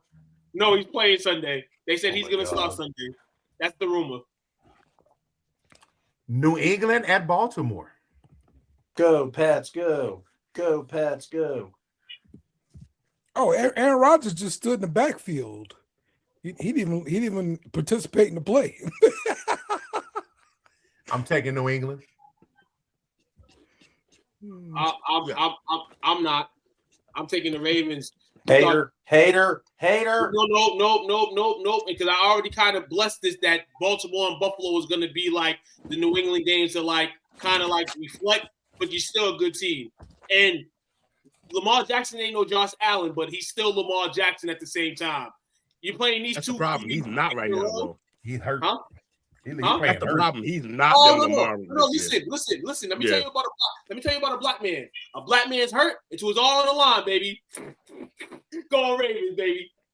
Oh, but that doesn't apply for Baker, huh? Fine. No. It does apply to Baker. That's why I said Tampa Bay's gonna win. But Lamar ain't gonna get cut from the Man's Ravens. angry typing again. They never gonna cut Lamar. Never. Dale's messaging somebody. They're trying to make me say Atlanta. Ravens. Dear diary, they tried it again this week. I'm not falling for it. Dale, who'd you take? Patriots or Ravens? That would be too straight if the Patriots lost this game. Look at him, man. I can't see the Patriots losing too straight. Give me the Patriots. Did you see them win 10 straight? Well, win, not lose. Yeah, No, what's no, that got to do with anything? Did you see them win 10 straight?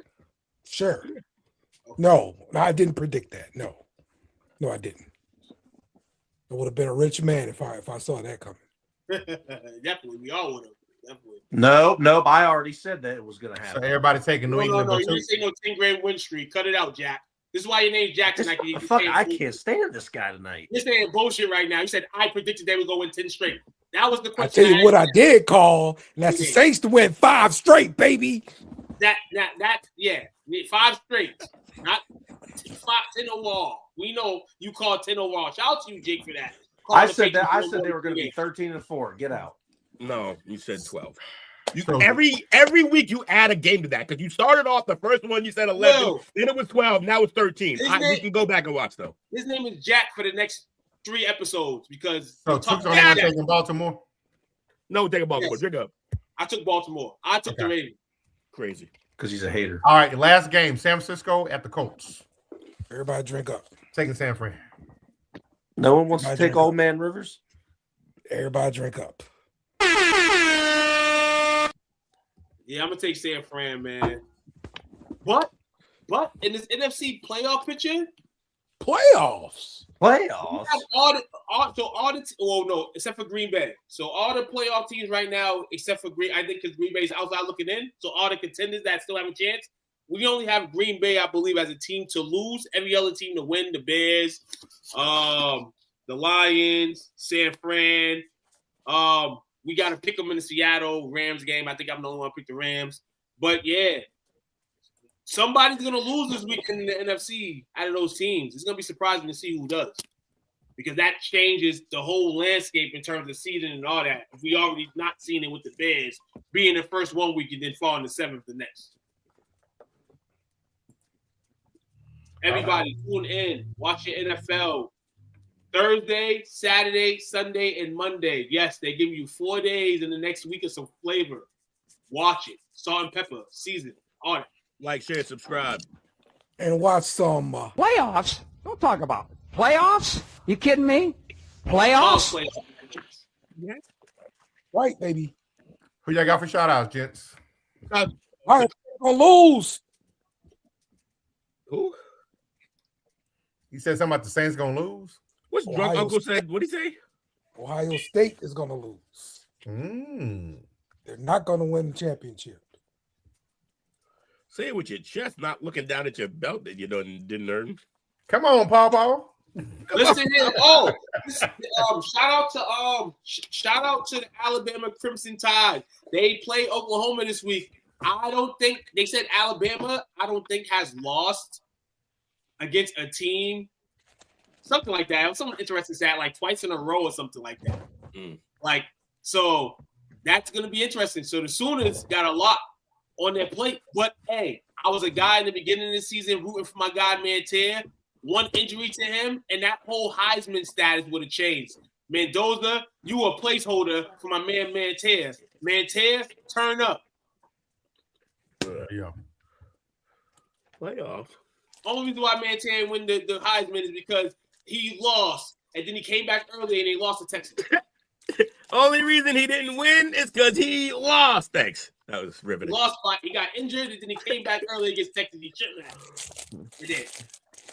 Got to play the games. Will, Jake, shout outs. Who's snacking? Shout out to you, fellas. Shout out to a great show. Shout out to the chat. Shout out to Bobby, who's picking with us. And he put out the ring. This guy. That's a child's ring. It's a child's ring. Come on, we over here buying rings. What box of cereal you get that out of? Ashley, Dakota ring. To be as short as you are, you got a long ass finger, Dale. That's what she said. But it's a small ass ring.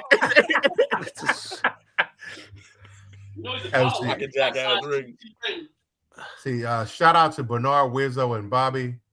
Shout out to you fellas as always, man. Had a lot of fun tonight. Way too much fun. We went almost 3 hours, gents. God. Lots of fun. Also, I want to give a special shout out. Texas High School Championship start tomorrow. No, it started today. And go all the way till Saturday. But extra special shout out to the 3 games on Saturday. You got South Oak Cliff, you got DeSoto, you got Duncanville. All in the state championship game against the trashy Houston area. We're going to do a repeat of 2 years ago. We representing the South, baby. All 3 schools are about 10 miles apart from each other. Let's go do it. Stop showing us your coke nail. Who's signing us off tonight? Go Tigers! As long as it ain't Jack. Lane Kiffin! Shout out to Jack. I need more rings, Lane Kiffin. Shout out to Jack. That's cold-blooded. Shout out to Jack and Coke. Let's go. Thanks for watching our show. Remember to subscribe for more shows on the network. Smash the like button, share, and comment.